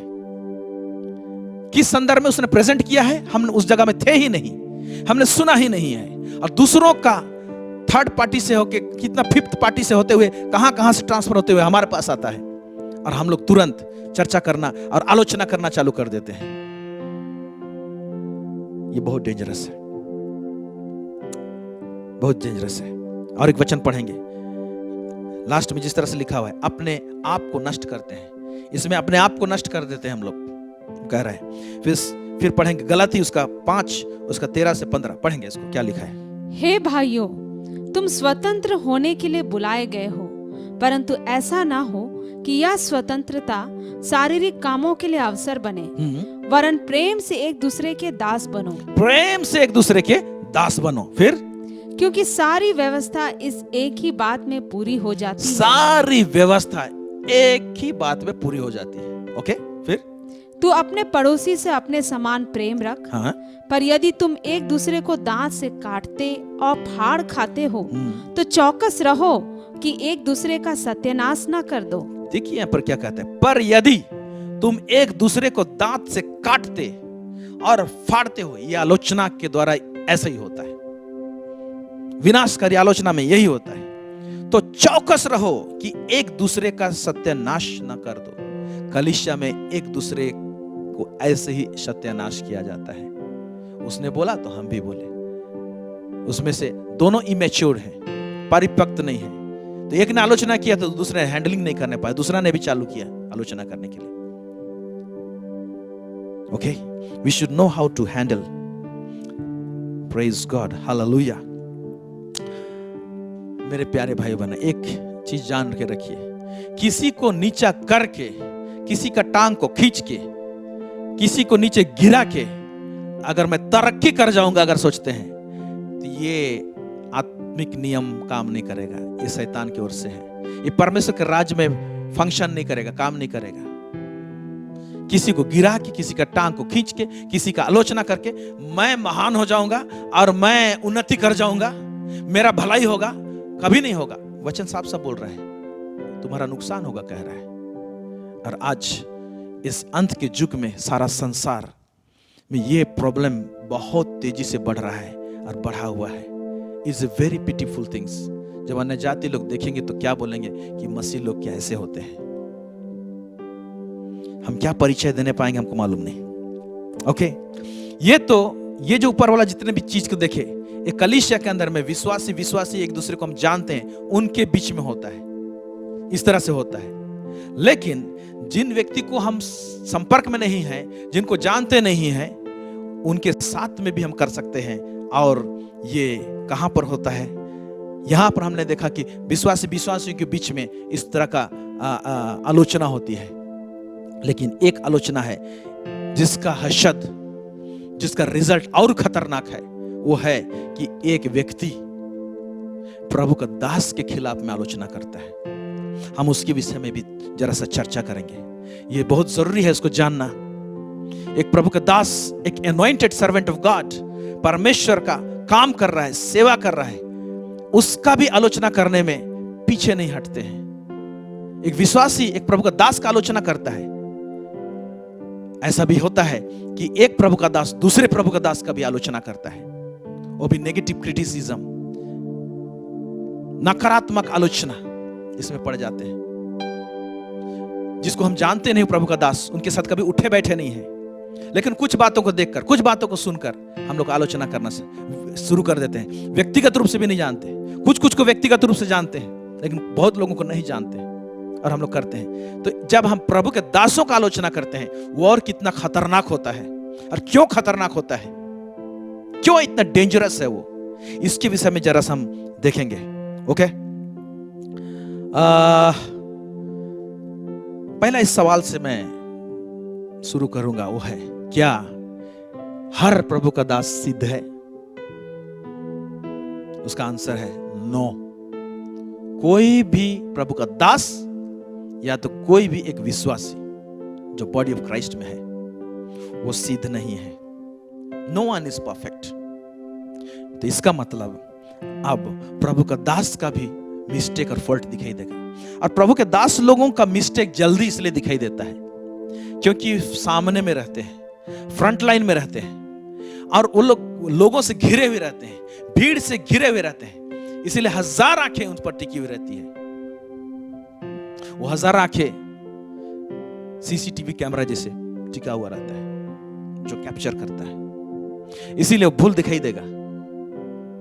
लेकिन हर प्रभु का दास जो है, कोई भी, मैं भी हूं, कोई भी सीधे व्यक्ति नहीं है, इसलिए कहीं ना कहीं फॉल्ट दिखाई देगा। तो अब सवाल पैदा होता, फॉल्ट दिखाई दे रहा है बोल के आलोचना करें। पॉजिटिव आलोचना कैसा होता है उसको लास्ट में थोड़ा सा मैं बताऊंगा। अभी हम नेगेटिव आलोचना, नकारात्मक आलोचना के विषय में हम चर्चा कर रहे हैं। आइए हम एक जगह का खंड का हम पढ़ेंगे। और जब मैं इसको पढ़ रहा था तो उस समय बहुत सारे बातें समझ में आई। और जब मैं स्टडी कर रहा था, फ्रेश चीज परमेश्वर ने बात किया, हम उसको अचंभा करेंगे। एक नया चीज परमेश्वर ने रिवील किया। हो सकता है आपके लिए पुराना हो, लेकिन मेरे लिए नया लगा। नए तरीके से मैं इसको समझने पाया। लूका का उसका 4 उसका 21 से लेकर 30 पढ़ेंगे। क्या लिखता है? तब वह उनसे कहने लगा, यस, आज ही यह लेख तुम्हारे सामने पूरा हुआ है। ये वो जगह का घटना है जब यीशु मसीह को पुराना नियम दिया गया, यशायाह नबी का पुस्तक पढ़ा और पढ़ने के बाद कंप्लीट करता है, उसके बाद कहता है आज ही तुम्हारे सामने ये लेख पूरा हुआ, उस जगह का घटना है। ओके, सब ने उसे सराहा और जो अनुग्रह की बातें उसके मुंह से निकलती थी उनसे अचंभित हुए। देखिए यहां पर लिखता है सब ने उसे सराहा। यहां कोई आलोचना नहीं दिखाई दे रहा है, सब ने उसे सराहा है। वाह, उसके मुंह से क्या अनुग्रह की बातें निकलती है। इसको उन्होंने आइडेंटिफाई किया, सब ने, भीड़ ने, जितने ने सुना। ऐसे चित्रण है यहां पर। लेकिन नेक्स्ट मोमेंट में हम कुछ और ही बात को देखते हैं। आइए देखते हैं क्या लिखा हुआ है। और कहने लगे, क्या यह यूसुफ का पुत्र नहीं? हाँ, क्या यह यूसुफ का पुत्र नहीं, कहने लगे। अब यहां से यहां रुके रहेंगे और मैं और एक खंड का, इसी जगह का, यही घटना का खंड को आप लोगों के बीच में लेकर आता हूं। उसको मैं पढ़ रहा हूं, फिर हम लोग लूका 4 जहां हम लोग छोड़े हैं वहां पर फिर से हम लोग ध्यान देंगे। इसी जगह में उसको थोड़ा सा एक्सपेंड करके बताया गया है। ओके, वो क्या है? मत्ती 13 उसका 55 to 57, इसी संदर्भ में लोग चर्चा करते थे, इसलिए जोड़ के मैं बता रहा हूं यहां पर। क्या यह बढ़ाई का बेटा नहीं? वहां पर लिखा हुआ है क्या यह जोसेफ का बेटा नहीं? यहां पर एक्सप्लेन किया गया है क्या यह बढ़ाई का बेटा नहीं? क्या यह खुद भी बढ़ाई नहीं है? क्या इसकी माता का नाम मरियम और इसके भाइयों के नाम याकूब, यूसुफ, समौन और यहूदा नहीं? इसके भाई लोगों का नाम तो ऐसे ऐसे है, इसको तो, ये लोग को तो जानते हैं हम लोग। फिर कहता है और क्या इसकी सब बहनें हमारे बीच में नहीं रहती? सारे बहनें हमारे साथ रहती हैं, बचपन से हमने खेला है, कूदा है, ये लोग तो हमारे मित्र हैं। कहने का तात्पर्य इस तरह से है, हम तो वाकिफ हैं इन लोगों से। फिर इसको यह सब कहां से मिला? यह सब कहां से मिला? डाउट भी कर रहे हैं। ओके, इस प्रकार उन्होंने उसके कारण ठोकर खाई। और इस प्रकार से जब इस नजरिए से देखे, इन्होंने इसके कारण ठोकर खाई। सारे भीड़ के लोगों ने ऊपर तारीफ तो किया, लेकिन नीचे ठोकर खा रहे हैं। पर यीशु ने उनसे कहा, भविष्यवक्ता का अपने देश और अपने घर को छोड़ और कहीं निरादर नहीं होता। इस प्रकार का चर्चा को यीशु मसीह किस दृष्टिकोण से देखा? कि यीशु मसीह ने यह देखा कि उसका निरादर हो रहा है, उसका ऑनर नहीं हो रहा है। ऑनर का ऑपोजिट होता है डिसऑनर। आदर का ऑपोजिट होता है निरादर। तो निरादर कई एक तरीके से होता है। जब हम लोग आलोचना करते हैं नेगेटिव, उस समय निरादर होता है। जब हम उसको ढीला ढाला समझ लेते हैं एक प्रभु का दास को, तब उस समय निरादर करते हैं। जब उसको हम लोग पहचानने नहीं पाते हैं और ओ ये तो हमारे साथ खेलता था ना, उसको फ्रेंड जैसे ट्रीट कर लेते हैं, लेकिन उसका जीवन का बुलाहट को नहीं समझने पाते। अब यीशु मसीह उसी चीज को पकड़ा, ऊपर का तारीफ को नहीं पकड़ा, लेकिन इनका चर्चा को पकड़ा और इस चर्चा से पकड़ा और उनके हृदय में क्या चल रहा है और ये लोग क्या बोल सकते हैं उसको भी पकड़ा। आइए देखते हैं, हम लोग लूका में आएंगे फिर से। यहां से पढ़ेंगे, क्या यह यूसुफ का पुत्र नहीं? वहां से पढ़ेंगे। उसने उनसे कहा, हाँ, तुम मुझ पर यह कहावत अवश्य कहोगे। हाँ, बोलता है अभी तुम लोग जिस तरह से सोच विचार कर रहे हो ना मेरे विषय में, तुम लोग ये कहावत मेरे ऊपर में पूरा करोगे। क्या कहावत पूरा करोगे? कि हे वैद्य, अपने आप को अच्छा कर। हाँ, मजाक करोगे। तू वैद्य है ना, तू पहले तो अपने आप को अच्छा कर, तू अपने आप को ठीक कर, तुम लोग इसको पूरा करोगे। अब वो लोग बोले नहीं है मुंह से, लेकिन इस क्या बोल सकते हैं और क्या बोले हैं, यहां नहीं बोले तो बाद में जरूर बोले होंगे, क्योंकि यीशु मसीह हमारे मुख में से निकलने से पहले जो बातें हैं उसको परमेश्वर जानता है। इसलिए पहले ही बोल दिया, तुम लोग ऐसे ही बोलोगे। ये तू अपने आप को पहले ठीक कर, फिर क्या बोलोगे? जो कुछ हमने सुना है कि कफरनहूम में किया गया है, उसे यहाँ अपने देश में भी कर। हाँ, जो कुछ तुम कफरनहूम में किया है उसको अभी यहाँ भी कर, हम देखना चाहते हैं। ओके, ये मजाकिया ढंग से लोग बोलेंगे, ऐसे तुम लोग बोलोगे, करोगे, बोल रहा है। फिर और उसने कहा, मैं तुमसे सच कहता हूँ, कोई भविष्यवक्ता अपने देश में मान सम्मान नहीं पाता। क्या लिखा हुआ है? कोई भविष्यवक्ता अपने देश में मान सम्मान नहीं पाता। जब मान सम्मान नहीं पाता तो जरूर उसका अपमान करते थे, अपमान ही करेंगे। आज हाईएस्ट लेवल कैसे प्रभु का दास लोगों का अपमान हो रहा है, हाईएस्ट लेवल वो हो रहा है, उसका विनाशकारी आलोचना करके, उसके विषय में बुराई बोल के, उसके विषय में नुक्ताचीनी करके, उसके विषय में उसके कैरेक्टर के विषय में उंगली उठाकर, या वो किस स्टाइल से मिनिस्ट्री कर रहा है उस बात को लेके नाना प्रकार की चर्चा, ये खतरनाक रूप से पूरा जहर के समान में, एक पॉइजन के जैसा पूरा फैला हुआ है और खत्म कर रहा है आज बॉडी ऑफ क्राइस्ट में इस अंत के दिनों में। और शैतान भी जोर से लगा हुआ है कि ये होते रहे, और शैतान दूर खड़ा होकर देख रहा है। हम लोग पकड़ने नहीं पा रहे हैं कि इसके पीछे में कैसे डिमोनिक वर्ल्ड एक्टिवेटेड है और किस तरह से फंक्शन कर रहा है। देखिए, एक बहुत इंपॉर्टेंट चीज अभी बताने को जा रहा हूं आपको। जब हम लोग प्रभु के दास लोगों का खिलाफत करते हैं, हो सकता है कि वो कई एरिया में कमजोर हो, दुर्बल हो, लेकिन वो चुना हुआ जन है। इस बात को हमेशा जानिए। ओके, सब तब यहां पर एक चीज कहता है, नीचे पढ़ेंगे। मैं तुमसे सच कहता हूं। हाँ, मैं तुमसे सच कहता हूं, अंग्रेजी में लिखा हुआ, I will tell you a truth. अभी कौन सा ट्रूथ के विषय में? ये कौन सा सच्चाई जो इन लोगों को पता नहीं था? अगर यीशु मसीह ये सच्चाई को नहीं बताता तो हम लोग इस घटना के पीछे जो ब्लेसिंग है, इस घटना के पीछे जो बातें हैं, उसको हम लोग भी पकड़ने नहीं पाए रहते। देखिए, पुराना नियम का एक घटना को यीशु मसीह यहां पर लेकर आता है। जब ऑनर एंड डिसऑनर का बात होता है, मान सम्मान का बात होता है, यीशु मसीह का सम्मान नहीं होता है। ओके, जब सम्मान नहीं होता है, और यीशु मसीह का भी कितना आलोचना हुआ है, और नीचे कुछ घटना को देखेंगे, इससे पता चल जाएगा कि यीशु मसीह के साथ में क्या हुआ है। देखिए यहां पर क्या लिखा हुआ है। ओके, पढ़ेंगे। मैं तुमसे सच कहता हूं कि एलिया के दिनों में जब 3.5 वर्ष का आकाश बंद रहा, यहाँ तक कि सारे देश में बड़ा अकाल पड़ा, तो इज़राइल में बहुत सी विधवाएं थी, पर एलिया उनमें से किसी के पास नहीं भेजा गया, केवल सैदा के सारफत में एक विधवा के पास। अभी देखिए वंडरफुल थिंग्स यहाँ हम लोग देखने पाते हैं कि जब 3.5 साल अकाल हुआ एलिया के टाइम में, एक बहुत बड़ा समस्या इज़राइल में पड़ा हुआ है। लोग चिंतित हैं, घबरा रहे हैं, हो सकता है कि लोग मर रहे हैं। ऐसे टाइम में प्रभु बता रहा है कि एलिया जो प्रभु का दास था, एक प्रॉफिट था। ओके, आज उस जगह में एक पास्टर को रख सकते हैं, एक टीचर को रख सकते हैं, एक प्रॉफिट, एक अपोस्टल को रख सकते हैं इस जगह में।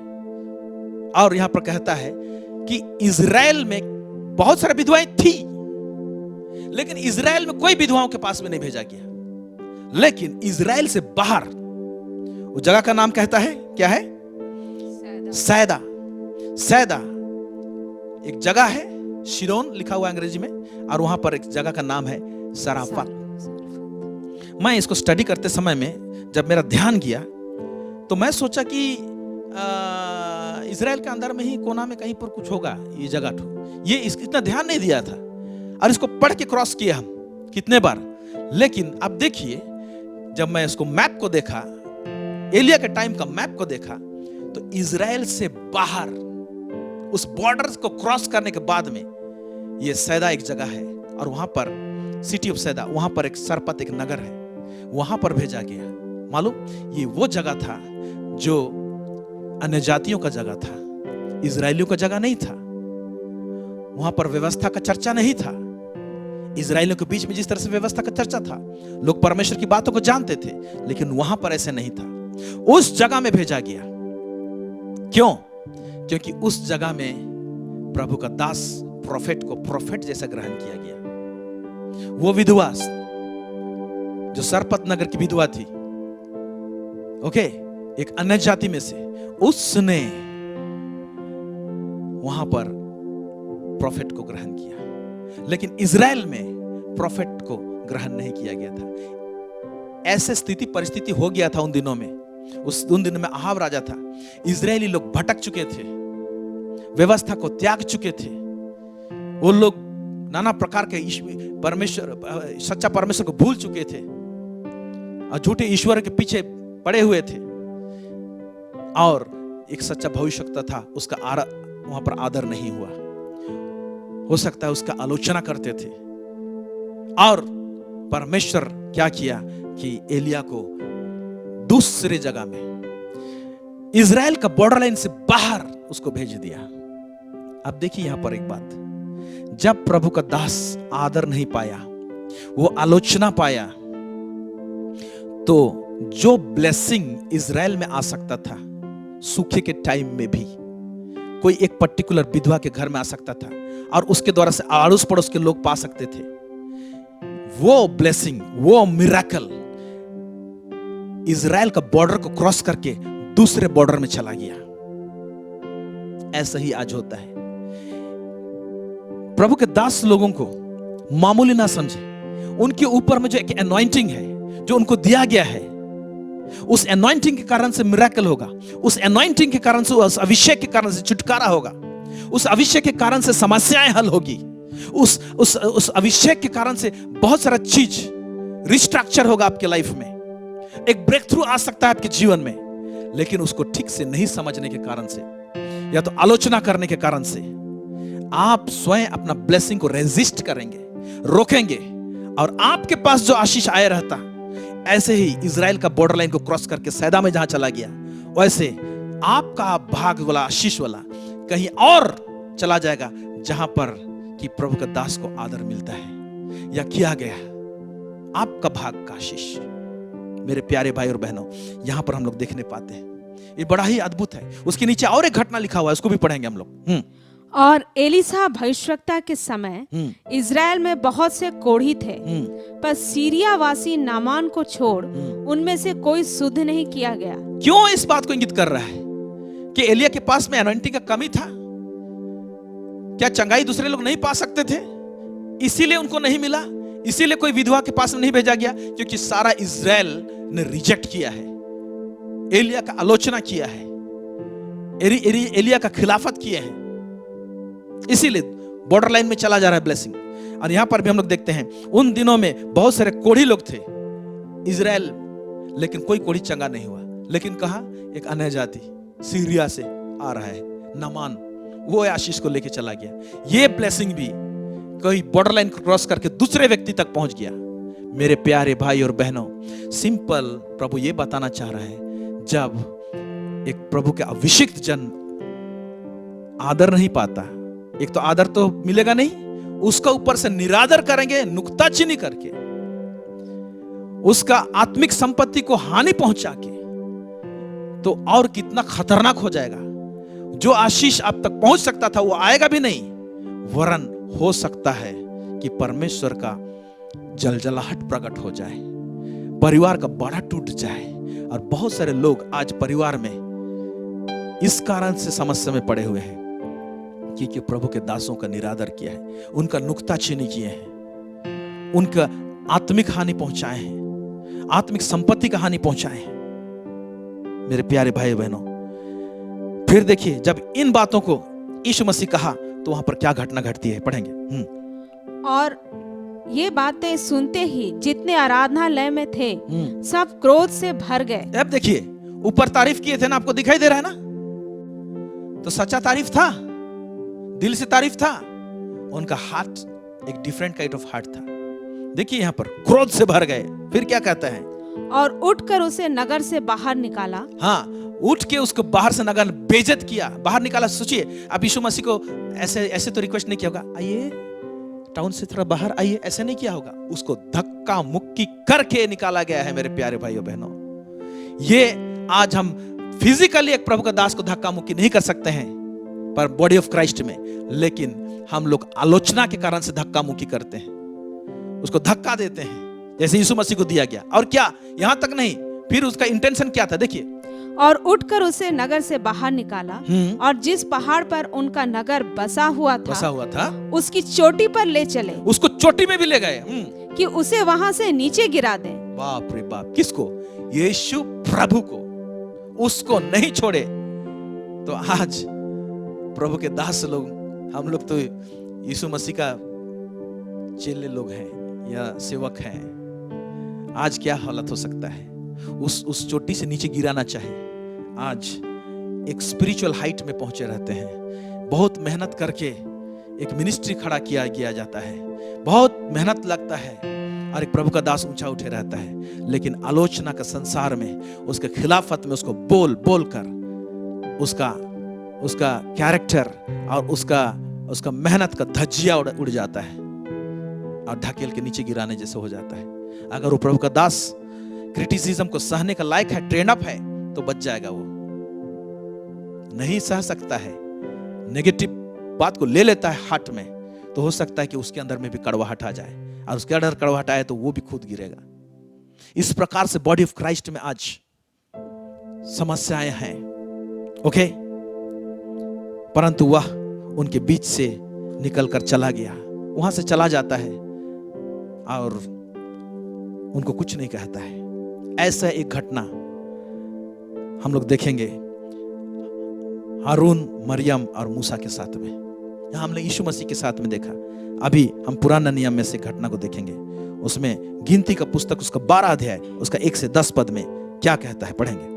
मूसा ने एक कूसी स्त्री के साथ विवाह कर लिया था, इसलिए मरियम और हारून उसकी उस विवाहित कूसी स्त्री के कारण उसकी निंदा करने लगे। उन्होंने कहा, क्या यहोवा ने केवल मूसा ही के साथ बातें की हैं? क्या उसने हमसे भी बातें नहीं की? उनकी यह बात यहोवा ने सुनी। मूसा पृथ्वी भर के रहने वाले सब मनुष्यों से बहुत अधिक नम्र स्वभाव का था। बस एक बार देख लीजिए क्या लिखता है। मूसा ने एक कुशी स्त्री से विवाह कर लिया था। अब जब मूसा ने विवाह किया, कोई जगह में तुमने इसको क्यों विवाह किया, परमेश्वर टिप्पणी नहीं किया है। अब वो परमेश्वर और मूसा के बीच का बात था, और इसको उसके बड़े भाई हारून ने और उसके बड़े दीदी मरियम ने इसको लेके उसकी निंदा करने लगे और कहने लगे। निंदा के टाइम में क्या बोल रहे हैं, ये घमंड की बात है। क्या यहोवा ने केवल मूसा ही के साथ बातें की है? क्या उसने हमसे बातें नहीं की? क्या मूसा से परमेश्वर बात करता है, हम लोग से बात नहीं करता है क्या? उसको भूल निकाल रहे हैं। क्या वही पास्टर को प्रकाशन देता है क्या? हम लोग को प्रकाशन नहीं मिलता है क्या? हमको रेवलेशन नहीं मिलता है क्या उसी से प्रभु बात करता है? बात प्रकाशन का नहीं है, बात निंदा का बात है। अभी देखिए यहां पर उसकी यह बात यहोवा ने सुन ली। निंदा, नेगेटिव आलोचना यहोवा सुनती है, और यहोवा ने सुन ली। फिर क्या होता है, पढ़ेंगे। इसलिए यहोवा ने एकाएक मूसा और हारून और मरियम से कहा, तुम तीनों मिलाप वाले तंबू के पास निकल आओ। हाँ। तब वे तीनों निकल आए। तब यहोवा ने बादल के खंबे में उतरकर तंबू के द्वार पर खड़ा होकर हारून और मरियम को बुलाया। अतः वे दोनों उसके पास निकल आए। तब यहोवा ने कहा, मेरी बातें सुनो, मेरी बातें सुनो। तब यहोवा ने कहा, मेरी बातें सुनो। यदि तुम में से कोई नबी हो तो उस पर मैं यहोवा दर्शन के द्वारा अपने आप को प्रकट करूंगा या स्वप्न में उससे बातें करूंगा। परंतु मेरा दास मूसा ऐसा नहीं है। वो बोल रहा है, तुम में से कोई भविष्यवक्ता हो तो मैं उसके दर्शन के द्वारा से बात करूंगा, सपनों के द्वारा से बात करूंगा। ये अलग अलग लेवल है जिससे परमेश्वर बात करता है। यानी ये बताना चाह रहा है कि मूसा का एनॉइंटिंग डिफरेंट है तुम लोगों से। तुम लोग से भी बात किया हूं मैं, लेकिन मूसा को मैंने हाईली एक अलग लेवल का एनॉइंटिंग दिया है। ऊपर से दीन और नम्र व्यक्ति है। तुम लोग कैसे उसे बोल सकते हो, उसके विषय में कैसे बोल दिया? तुम लोग डरा नहीं। आप में से कोई कहता है कि क्या प्रभु हमसे बातें नहीं करता? हाँ करता है, परमेश्वर बोल रहा है। लेकिन हो सकता है आपको डिफरेंट तरीके से बात करता है, और एक प्रभु के दास को डिफरेंट तरीके से बात करता है। यहां बोल रहा है मूसा से जो मैं कैसे बात करता हूं, मतलब मैं आमना सामना बात करता हूं। नीचे लिखा हुआ है, पढ़ेंगे। परंतु मेरा दास मूसा ऐसा नहीं है। हाँ? वह तो मेरे सब घरानों में विश्वास योग्य है। हाँ। उससे मैं गुप्त रीति से नहीं, परंतु आमने सामने और प्रत्यक्ष होकर बातें करता हूँ। उससे मैं आमने सामने बात करता हूँ। इसका तुमको अंदाजा नहीं हुआ? ये डिफरेंट एनॉइंटिंग कैरी करता है। एक उसका जो ऑफिस है, वो ऑफिस का गरिमा अलग है। मिनिस्टर ऑफिस में रहते हैं, उस ऑफिस को अगर कोई हाथ लगाता है बहुत डेंजर हो जाता है। ओके, फिर आगे देखते हैं। और वह यहोवा का स्वरूप निहारने पाता है। इसलिए तुम मेरे दास मूसा की निंदा करते हुए क्यों नहीं डरे? इसलिए मेरे दास मूसा की निंदा करते हुए क्यों नहीं डरे? कोई भी प्रभु के दास का निंदा करते हुए क्यों डर नहीं लगता? आज लोगों को क्यों भय नहीं लगता? ये ऐसा बोला, वो ऐसा बोला, ये ऐसे टीच करता है, वो ऐसे करता है। हो सकता है वो टीचिंग अभी समझ में नहीं आया है, बाद में समझ में आया। कई एक शिक्षा, मैं जब पावर मिनिस्ट्री का ट्रेनिंग किया था बिशप आमोस सिंह की यहाँ पर बहुत साल पहले, हो जाएंगे करीब करीब 15 साल पहले, 4 दिन पावर मिनिस्ट्री का क्लास में जो शिक्षा दे रहे थे वो मेरे सर के ऊपर से जाने लगा। मेरे को बिल्कुल समझ में नहीं आया, मेरे को बिल्कुल समझ में नहीं आया। फिर भी मैं दिल को थाम के बैठा, चलो कुछ तो समझ में आएगा। अगर मैं उस दिन बोलता ये सब फालतू बात कर रहे हो, सब कुछ नहीं आता प्रभु दास को, उल्टा पुल्टा सब बता रहे हैं, तो मैं उस दिन निंदा करने वाला हो जाता। लेकिन जो बातें उस दिन समझ में नहीं, 10 साल के बाद मेरे को समझ में आया। तो ऐसे हमारा लेवल ऑफ अंडरस्टैंडिंग है। इसलिए कोई भी प्रभु का दास कुछ सिखा रहा है, go before God, pray, keep shut your mouth. अगर आपको हजम नहीं हो रहा है, आप लेने नहीं पा रहे हैं, उसमें इन्वॉल्व मत होइए। बोलिए कि मेरा हृदय इसके लिए रेडी नहीं है, तैयार नहीं है, सो मैं जरा यहाँ पर रुक रहा हूं, मेरा हृदय गवाही नहीं देता। या आप बोल सकते हैं कि मुझे और क्लैरिफाई कीजिए, हो सकता है मुझे और क्लैरिफिकेशन चाहिए। इस तरह से आप बात करें। Don't attack, don't attack. ला ब्रासा का ब्राटियाना मज़ेटी। Amen, hallelujah. Are you with me? क्या आप मेरे साथ में हैं और सुन रहे हैं? ये गंभीर विषय, ये गंभीर बातें हैं मेरे प्यारे भाई और बहनों। ओके, सो उसके बाद क्या कहता है? हाँ, तब यहोवा का कोप उन पर भड़का और वह चला गया। तब वह बादल तंबू के ऊपर से उठ गया और मरियम कोढ़ से हीम के समान श्वेत हो गई। तुरंत मरियम को क्या लग गया? कोढ़ का बीमारी हो गया, क्रिटिसिज्म, बीमारी आ गया। ओके, और हारून ने मरियम की ओर दृष्टि की और देखा कि वह कोढ़ीन हो गई है। फिर नीचे आप अगर पढ़ेंगे तो वहां पर लिखा हुआ है, तब इसे एहसास हुआ कि कितना बड़ा भूल किया हूं, और हारून माफी मांगने लगा परमेश्वर से। ओके, हम देखते हैं यहाँ पर मरियम को तो कोढ़ हो गया, लेकिन हारून भी तो क्रिटिसाइज किया था, उसको कुछ नहीं हुआ। हारून को वहां कुछ नहीं हुआ, लेकिन दूसरे जगह में कुछ हुआ है, उसको आप बाद में पढ़िएगा। हारून को क्यों नहीं हुआ?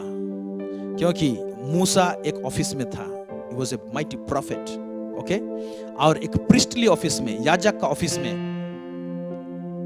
हारून को रखा था, और उसने वो ऑफिस, उस प्रिस्टली ऑफिस में हारून एक गारमेंट, एक कपड़ा पहनता था, प्रिस्ट का कपड़ा, गारमेंट, याजकीय वस्त्र पहनता था। वो याजकीय वस्त्र उसको बचा के रखा, क्योंकि उस याजकीय वस्त्र के अंदर में मार नहीं सकता परमेश्वर उसको। फिर वो याजकीय वस्त्र को ट्रांसफर करने का टाइम आया उनके बेटों के लाइफ में, तो गिनती उसका 22 से 28 में बाद में पढ़िएगा, आप उसको देखिएगा।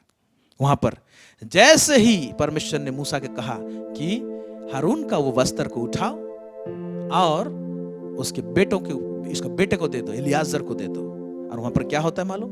जैसे वस्त्र को निकालता है और एलियाजर को पहनाता है, हारून मर जाता है। वहां पर जैसे उतारता है हारून मर जाता है। ये सोचने वाली बात है, और भी कारण हो सकते हैं, लेकिन एक सोचने वाले क्वेश्चन ये है कि क्यों उसी जगह मरने का जरूरी था क्या? ओके, वो ऑफिस ट्रांसफर हुआ, वो जी सकता था, लेकिन उतारते साथ मर गया। यस, जब हम लोग किसी का आलोचना किए रहते हैं, उसके पीछे में जो परमेश्वर का जलन रहता है, जो पीछा कर सकता है, दौड़ा सकता है मेरे प्यारे भाई और बहनों। अच्छा, अब ये हारून और मरियम मूसा को इस प्रकार से व्यवहार क्यों किए? एक तो सवाल पैदा होता है, क्यों किए? तो मैं ध्यान से देख रहा था, मेरा ध्यान वहां गया। निर्गमन उसका 7 का 7 को अगर पढ़ेंगे तो वहां आपको पता चलेगा कि मूसा 3 साल छोटा था हारून से। वहां पर लिखा हुआ है, जब फिरौन के सामना करते हैं लोग, बातें करते हैं, तो हारून उस समय में 83 का उम्र का था और मूसा 80 का उम्र में था, तो 3 साल का डिफरेंस था। यानी मूसा भी छोटा है और हारून उसका बड़ा भाई है। अब मरियम कितना बड़ा था? तो जरूर इससे तो बड़ा होगा, क्योंकि मरियम ही जो है उसको गोद में घुमाती थी, और जब नील नदी के किनारे मूसा को छुपाने के बाद था, तो वो काफी बड़ी थी कि जाके उसके बहन उसको देखती थी, उसकी रक्षा करती थी। तो अब ये लोग क्या सोच लिए, जैसा यीशु मसीह के साथ में ऊपर में हुआ, वैसे ही इन्होंने व्यवहार किया। यीशु मसीह के साथ क्या हुआ? अरे ये क्या बढ़ई का बेटा नहीं? अरे इसके भाई बहन लोग तो हमारे साथ खेलते कूदते थे होंगे, ये तो हमारे साथ में रहते हैं, ये भी तो बढ़ई है। इस प्रकार का जो एक सोच विचार जो है ना, ढीला ढाला सोच विचार यीशु मसीह के विषय में था। एक माइटी प्रोफेट था यीशु मसीह, परमेश्वर का पुत्र होने के बावजूद वो एक प्रोफेट भी था, एक अपोस्टल था, एक चरवाहा था। 5 प्रकार का सेवकाई उसके पास में था और उसको इस प्रकार से निरादर किए। ये लोग भी ऐसे किए। हमारा छोटा भाई है ना, मरियम सोची होगी तो मैं तो गोद में खिलाया हूं, हारून सोचा होगा मैं तो उंगली पकड़ के चलना सिखाया हूं। हम कुछ भी बोल सकते हैं इसको ना। जहां पर एनॉइंटिंग का बात आता है, जहां पर अभिषेक जान का बात आता है, अभिषेक का बात आता है, mark, it is very dangerous because anointing can give life और एनॉइंटिंग कैन किल। एनॉइंटिंग का विषय में जब चर्चा करेंगे कभी, तब इन सब बातों को देखेंगे। ये बहुत वास्ट विषय है और हम सारे बातें नहीं जानते एनॉइंटिंग के विषय में। जितना एक्सपीरियंस है, जितना जानते हैं, उतना ही हम बता सकते हैं। मेरे से बड़े बड़े प्रभु के दास लोग हैं, बड़े अभिषेक जन लोग, वो लोग एनॉइंटिंग के विषय में और खास बातें बता सकती हैं। लेकिन मैं ये बताना चाहता हूं, यहाँ पर हम लोग देखते हैं कि ये लोग बहुत हल्का लिए। लेकिन परमेश्वर मूसा को कैसे प्रेजेंट करता था और कैसे प्रेजेंट किया था, उसको देखिए। इस प्रेजेंटेशन को हारून और मरियम भूल गए। देखिए फिरौन के पास जब भेजता है तो परमेश्वर का प्रेजेंट करने का तरीका कैसे है मूसा को। निर्गमन उसका 7 उसका 1 और 2 वहां पर यूं लिखा हुआ है, तब यहोवा ने मूसा से कहा, फिरौन के सामने भेजने से पहले क्या कहा? सुन, मैं तुझे फिरौन के लिए परमेश्वर सा ठहराता हूं। वाह वाह वाह वाह। माने तुम जाएगा, फिरौन के सामने खड़ा होगा तो मैं तुम्हें परमेश्वर जैसा, मैंने अपने जैसा खड़ा करूंगा। क्या स्टेटमेंट है मूसा के लिए। सुन, मैं तुझे फिरौन के लिए परमेश्वर सा ठहराता हूं। तो परमेश्वर जैसा, मेरे जैसा ठहरेगा, वहां पर मेरा स्थान को रखेगा, मुझे रिप्रेजेंट करेगा। प्रभु के दास लोग ऐसे रिप्रेजेंट करते हैं। आहा, इट्स सो वंडरफुल। फिर कहता है, और तेरा भाई हारून तेरा नबी ठहरेगा। हालांकि हारून प्रीस्टली ऑफिस में था, याजकीय ऑफिस में था, और प्रॉफिट के रूप में मूसा था। लेकिन जब फिरौन के सामने खड़ा होगा तो कैसे खड़ा होगा? ए मूसा, तू मुझे रिप्रेजेंट करेगा, तू परमेश्वर से ठहरेगा। और उस जगह में भविष्यवक्ता कौन रहेगा? हारून रहेगा। क्यों? क्योंकि भविष्यवक्ता लोग जो होते हैं परमेश्वर का माउथ पीस होते हैं। माउथ पीस परमेश्वर की ओर से बोलते हैं। ये भविष्यवक्ता का एक मेन बात है। ओके, हारून फिर नीचे लिखा हुआ है, जो जो आज्ञा मैं तुझे दूं वही तू कहना। और हारून उसे फिरौन से कहेगा, जिससे वह इजरायलियों को अपने देश से निकल जाने दे। तो तुम सब बात जो मैं तुमसे बातें करूंगा, तुम हारून को बता देना, और हारून जाके बात करेगा। तुम लोग जाना दोनों, लेकिन हारून बोलेगा वहां पर, और तुम परमेश्वर का स्थान में खड़ा रहना। अब देखिए मूसा को परमेश्वर ने किस प्रकार से प्रेजेंट कर रहा है। जिस प्रभु के दास के विषय में हम अगर आलोचना करते हैं, आप पर हम नहीं जानते हैं कि परमेश्वर किस सोच विचार में, किस हार्ट से उसको सामने लाया है, प्रेजेंट किया है। हो सकता है उस प्रभु के दास की कई कमियां होंगी, कमजोरी होंगी, जैसे कि हमने वचन में देखा, कोई भी व्यक्ति सिद्ध नहीं है। लेकिन परमेश्वर किस संदर्भ में उसको सामने खड़ा किया है। अगर उसको छेड़छाड़ करते हैं, आलोचना करते हैं, विनाशकारी आलोचना करते हैं, ये बहुत भयंकर हो जाता है। जैसे हमने ऊपर में देखा मरियम के साथ में क्या हुआ, हारून के साथ में क्या हुआ। यीशु जब निरादर पाया तो उसको कैसे बताता है। और उसी जगह में आप पढ़ेंगे तो लिखा हुआ है, आप दूसरा जो मत्ती में पढ़ेंगे तो लिखा हुआ है, बाद में पढ़िएगा। यीशु मसीह जब निरादर पाया ना तो क्या हुआ, मतलब वहां पर यीशु मसीह कुछ ही लोगों को चंगा किया और बड़ा ज्यादा चंगाई उंगाई नहीं किया, लिखा हुआ है। ऐसे लिखा हुआ है। अद्भुत काम करने नहीं पाए, चंगाई करने नहीं पाया। अरे यीशु मसीह कैसे चंगाई करने नहीं पाया? यीशु मसीह चंगा किया नहीं असल में, क्योंकि वहां पर आदर नहीं पाया उसने। तो जो चीज रिलीज कर सकता था उन भीड़ में उसे किया नहीं। लेकिन लिखा हुआ साइड में कि आजू बाजू गांव में दूसरे जगह में गया, अपने जगह को छोड़कर, और वो चंगा करता फिरा, वहां पर लिखा हुआ है। तो कितना सारा ब्लेसिंग्स को हम लोग ये नेगेटिव आलोचना जो प्रभु के दासों के खिलाफ में करके जो हम तक पहुंच सकता है, वो बॉर्डर लाइन क्रॉस करके कहीं और पर पहुंच जाता है, और हम लोग मिस करते हैं। और हम लोग सोचते हैं कि क्यों मेरे जीवन में ये ब्लेसिंग नहीं आ रहा है, क्यों मेरे जीवन में यहाँ पर ब्रेक थ्रू नहीं आ रहा है। It is a very vital point. Okay, so why, कुछ पॉइंट्स मैं बताऊंगा क्यों प्रभु के दास लोगों के विषय में आलोचना करना क्यों खतरनाक होता है। ओके, एक नंबर, पहला बात, they have a calling in spite of their weakness. प्रभु के दास लोगों के जीवन में एक बहुत बड़ा बुलाहट रहता है। उनकी कई दुर्बलता, कमजोरी के बावजूद उनके जीवन में बुलाहट रहता है। वो बुलाहट के कारण से डेंजर हो जाता है, क्योंकि परमेश्वर ने बुलाया है। फिर दूसरा जो है, उसके जीवन में बहुत बड़ा उद्देश्य होता है। तीसरा, उनके लाइफ में एक एनॉइंटिंग रहता है, एक अभिषेक रहता है। ओके, चौथा जो है, उनका एक व्यक्तिगत सीक्रेट लाइफ परमेश्वर के साथ में रहता है, जो बाहर नहीं दिखता है, जिसको आप कभी नहीं जान सकते हैं, नहीं जानते हैं। वो आमना सामना से परमेश्वर के साथ में सीक्रेटली वो रहता है। एक सीक्रेट लाइफ जिसको हम लोग बिल्कुल जानते नहीं और हम लोग आलोचना करते हैं। मेरा प्रभु के साथ में जो संबंध है सीक्रेट लाइफ के विषय में आप नहीं जानते हैं, जिसका चर्चा मैं आमतौर में नहीं करता हूं या कोई भी प्रभु का दास नहीं करता है। There are secret things. खाबरा से खुला ब्रहाजियांते ओ खुरोमान दे लबू, प्रेज गॉड, हालेलुया। पांचवा, they have crossed many phase or level after much pain and suffering which we are not aware of।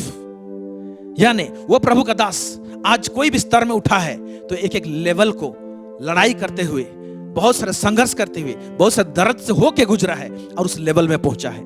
उस दर्द के विषय में भी हमको ज्ञान नहीं है, उन आंसुओं के विषय में ज्ञान नहीं है जो उसने बंद कमरे में प्रभु के चरणों में रोया है, और बहुत सारे सफरिंग से होके गुजरा है।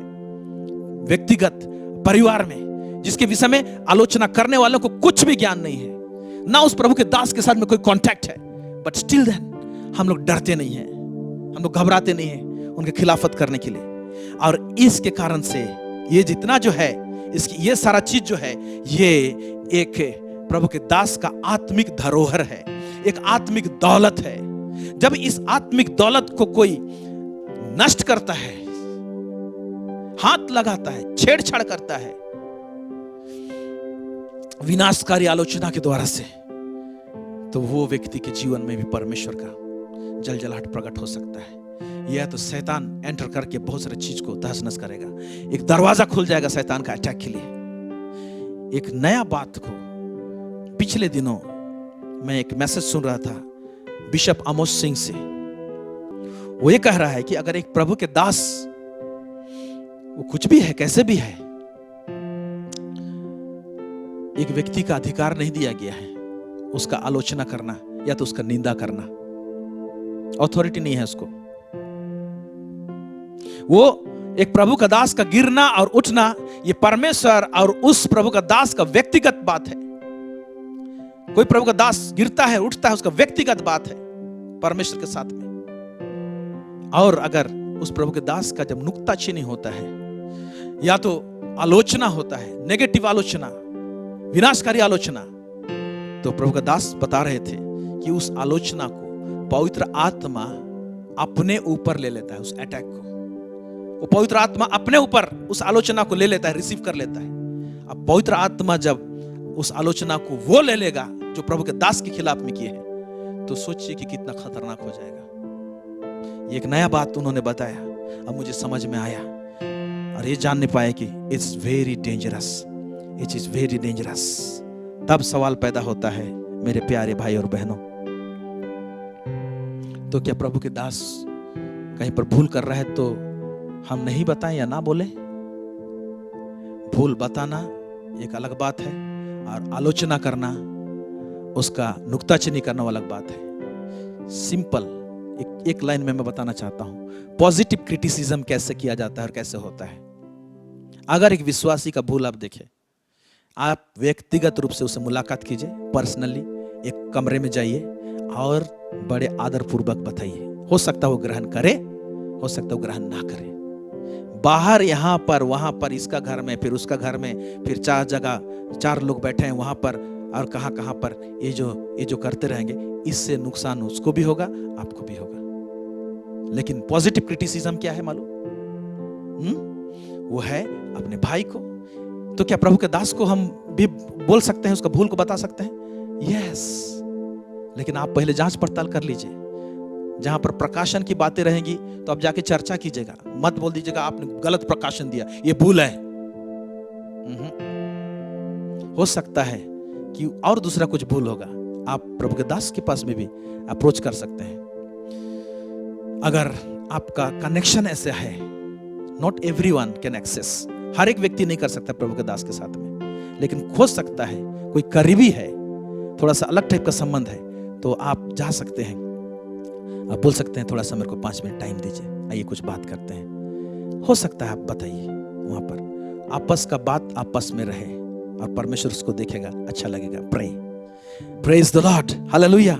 जहां पर प्रकाशन की बातें रहती हैं, और प्रकाशन ये उल्टा बताया, ये सीधा बताया, ये गलत बताया, वो गलत बताया। मैं आपको एक ऐसा स्टेटमेंट अभी देने को जा रहा हूं, हो सकता है बहुत लोगों को चौंका दे, बट लिसन, चौंका दे। Do you want to listen it? क्या आप सुनना चाहते हैं? ओके। अभी जो बाइबल आप हाथ में लिए हैं, जिसका 66 बुक्स है, जो बाइबल पढ़ रहे हैं आप, मेरे पास में भी जो बाइबल है उसमें 66 बुक है। Okay, old testament, new testament दोनों मिलाकर। ये ओल्ड टेस्टमेंट, न्यू टेस्टमेंट, ये जो पूरा 66 बाइबल पुस्तक जो है, ये जो बाइबल है, ये बाइबल आलोचना का ही रिजल्ट है। पॉजिटिव सकारात्मक और नेगेटिव नकारात्मक आलोचना का ही प्रोडक्ट है, पैदाइशी है। ये बाइबल 66 में आके अटका, 66 बुक में आके अटका।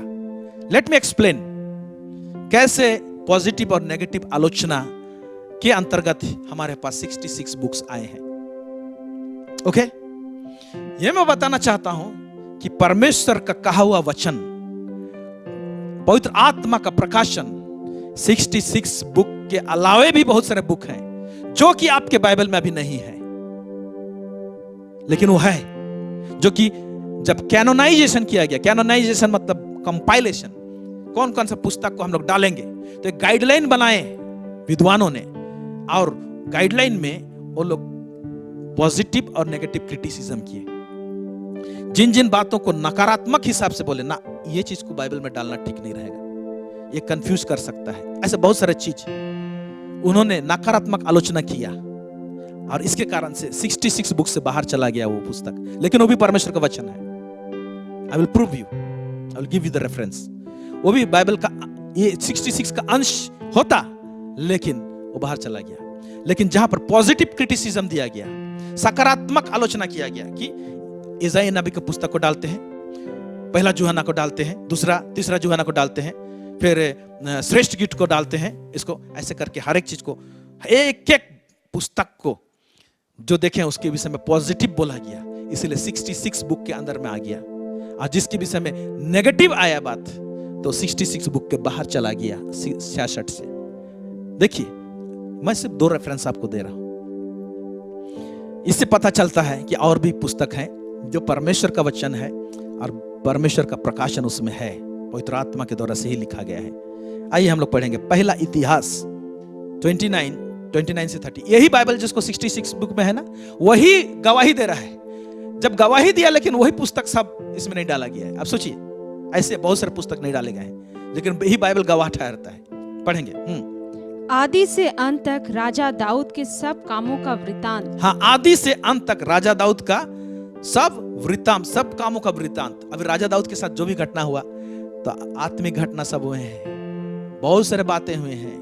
परमेश्वर के जन है वो, परमेश्वर का चुना हुआ अभिषिक्त जन है, बहुत सारे वृतांत है। फिर आगे, और उसके राज्य और पराक्रम का, और उस पर और इज़राइल पर, वरन देश देश के सब राज्यों पर जो कुछ बीता, इसका भी वृतांत शमूएल दर्शी, एक व्यक्ति का नाम है शमूएल दर्शी, और नातान नबी बोला है, वो भविष्यवक्ता था, नातान नबी, और गाददर्शी की पुस्तकों में लिखा हुआ है। और गाददर्शी की पुस्तकों में लिखा गया है। यहाँ पर 3 व्यक्ति लोग पुस्तक लिखे हैं दाऊद के विषय में, और ये लोग नबी लोग हैं, ओके, लिखे हैं। लेकिन ये 3 पुस्तक कहां है? 66 में नहीं है। तो क्या यहां पर प्रभु का प्रकाशन नहीं है? लेकिन कुछ सोच के इसको नहीं डाला गया, एक आलोचना के अंतर्गत में रखा गया और नहीं डाला गया। ओके, और एक रेफरेंस देखेंगे हम लोग, दूसरा इतिहास 9 का 29। आदि से अंत तक सुलेमान के और सब काम क्या नातान नबी की पुस्तक में और सीलोवासी अहिया की नबूवत की पुस्तक में और नबात के पुत्र यारोबाम के विषय इद्दोदर्शी के दर्शन की पुस्तक में नहीं लिखे हैं? देखिए यहाँ पर और दर्शन की पुस्तक हैं, नबी लोग हैं जो सुलेमान के विषय में लिखे हैं और एक राजा के विषय में लिखे हैं। क्या नहीं लिखे हैं? लिखे गए हैं, लेकिन कहाँ गए पुस्तक? टोटल अगर देखा जाए तो ऊपर 3 नीचे 3, 6 बुक गायब है। मुझे ये नहीं मालूम कि 6 बुक है कि नहीं, प्रिजर्व्ड है कि नहीं लाइब्रेरी में, लेकिन इससे हम ये जानते हैं कि और भी पुस्तकें हैं जो इस रेफरेंस के बाहर में हैं, और भी जगह में बाइबल में है, लेकिन वो पुस्तकें नहीं हैं। तो ये बाइबल भी आज पॉजिटिव और नेगेटिव क्रिटिसिज्म का पैदाइशी है, और आज हमारे पास में 66 बुक होके आया है। तो सोचिए कि एक प्रभु का दास को, वो हाईली अनॉइंटेड है, प्रभु के साथ साथ चलता है, तो ये जो 66 बुक से बाहर जो इन्होंने लिखा है, वहां झांकने के लिए अगर मौका देगा और वहां से झांकेंगे, और हो सकता है वहां का कुछ भाग का प्रकाशन देंगे, आप क्या करेंगे? आप बोलेंगे लड़ाई करेंगे प्रकाशन को लेकर। इसीलिए लड़ाई मत कीजिए, चुप रहिए पहले। हाँ, कोई वचन का एग्जैक्ट उसका खिलाफ में बात हो रहा है, अगर कोई बोलता है चोरी मत कर, और बोलेंगे उसको कि नहीं चोरी करना चलेगा, तो आप बोल सकते हैं। It is very strict. नया नियम हमको सिखाता है एक व्यक्ति का एक पत्नी होना चाहिए। हम वहां पर प्रचार करेंगे, बोले 10 पत्नी रख सकता है, वहां पर साफ साफ लिखा हुआ है ना, मैटर को क्लियर करना है, यह गलत है। लेकिन कई ऐसे स्पिरिचुअल मिस्ट्रीज हैं, जब मिस्ट्रीज का बात आते हैं, इसलिए पौलुस जब मिस्ट्रीज को बात करता है, तो वहां लिखा है, जब ऊपर जो रेफरेंस हमने पढ़ा, वहां कहता है कि समय से पहले किसी चीज का निर्णय न्याय मत करना। मेरे प्यारे भाई और बहनों, आइए इसलिए हम अपने आप को, सोच विचार को ठीक करें और पवित्र आत्मा से सहायता मांगे हम, कि हम सकारात्मक, अगर हम उनको आलोचना करना है तो बंद कमरे में करें, और विनाशकारी आलोचना से बचें, जिससे कि मसीह के देह को नुकसान ना पहुंचे, प्रभु का दास और दासी लोगों का आत्मिक धरोहर को नुकसान ना पहुंचे। इससे बहुत भयंकर परिस्थिति हो जाते हैं। हम विश्वास करते हैं परमेश्वर इन वचनों के द्वारा आप सबों से बातें की है। आइए हम यहाँ पर खत्म करते हैं और हम दुआ करते हैं। प्रार्थना करने से पहले मैं भी बताना चाहता हूँ मेरे प्यारे भाई और बहनों, मैंने कई प्रभु के दासों का आलोचना किया है अपने जीवन काल में। पहले जब मुझे होश नहीं था, कितनों को किया है मैंने, और उनमें से जिनको मैं अप्रोच करने पाया, तो उन दास दासियों के साथ में हमने मुलाकात किया, उनसे माफी मांगा, हमने उसको ठीक ठाक किया। जब ठीक ठाक किया तो बहुत सारा चीज मेरे जीवन में अटका था, ऐसा लगा हुआ था, रुका हुआ सा, वो खुल गया और मैं आशीषित होने लगा और बढ़ने लगा। ये मैं किया हूं, और अभी मैं सजग हूं कि मैं इस आलोचना के संसार से दूर रहूं, चुप रखूं, अपने मुंह को बंद रखूं। क्या आप ऐसे किए हैं? तो मन फिराइए, मन फिराइए, प्रभु क्षमा करेगा। अगर किसी का नुकसान कर दिए हैं तो क्या क्षमा करेगा प्रभु? हाँ क्षमा करेगा। अगर आलोचना की है नेगेटिव, प्रभु क्षमा करेगा? हाँ क्षमा करेगा। मुझे क्षमा किया है। जब इस बात को जान गया, तब से सावधान रहता हूं कि एक टक मैं ऐसे ना करूं। आइए हम दुआ करें। सर्व सामर्थी सेनाओं का यह परमेश्वर पिता, इज़राइल का परमेश्वर, दाऊद का परमेश्वर, इब्राहिम का परमेश्वर, तेरी जय जयकार लॉर्ड। आज परमेश्वर पिता हमने प्रभु सेकेंड पार्ट में परमेश्वर पिता द वर्ल्ड ऑफ क्रिटिसिज्म में बहुत सारी बातों को सीखा लॉर्ड। प्रभु हम सबों को बुद्धि दे, समझ दे, बॉडी ऑफ क्राइस्ट को बुद्धि और समझ दे प्रभु जी, ताकि परमेश्वर पिता हम लोग नकारात्मक आलोचना से बचे रहे प्रभु जी, विनाशकाली आलोचना से बचे रहे प्रभु जी। और परमेश्वर पिता हम शैतान दुष्ट के चुंगल में ना आए प्रभु जी। परमेश्वर पिता मैं या तो प्रभु जितने श्रोतागण कहीं पर प्रभु जी इस एरिया में प्रभु जी भूल चूक किया है लॉर्ड, हमें क्षमा कर और फिर से हमें परमेश्वर पिता एक नए स्तर में लेके जा प्रभु जी। हमें अपने बेटे यीशु के लहू से शुद्ध कर, पवित्र कर प्रभु जी। हमें नया सोच विचार दे प्रभु जी, और हमें स्थिर कर, स्टैब्लिश कर प्रभु जी। सब बातों में आपको महिमा और गौरव देते हैं लॉर्ड। पवित्र आत्मा हमें आप चाहिए। आपको कहीं पर भी शोकित किए हैं, चोट पहुंचाए तो उसके लिए भी क्षमा मांगते हैं, लेकिन हमें आप लेके जाइए। बिना आपके हम लोग कुछ नहीं कर सकते हैं। सहायता और मदद कीजिए। सब बातों में आपको महिमा देते हैं। यीशु मसीह के नाम से मांगते हैं, सुनिए और दया से स्वर्ग राज्य में ग्रहण कीजिए। Amen, amen, amen. Praise the Lord. प्रभु आप सबको बहुत अधिक आशीष दे। हम विश्वास करते हैं आप लोग आशीषित हुए हैं। Thank you so much.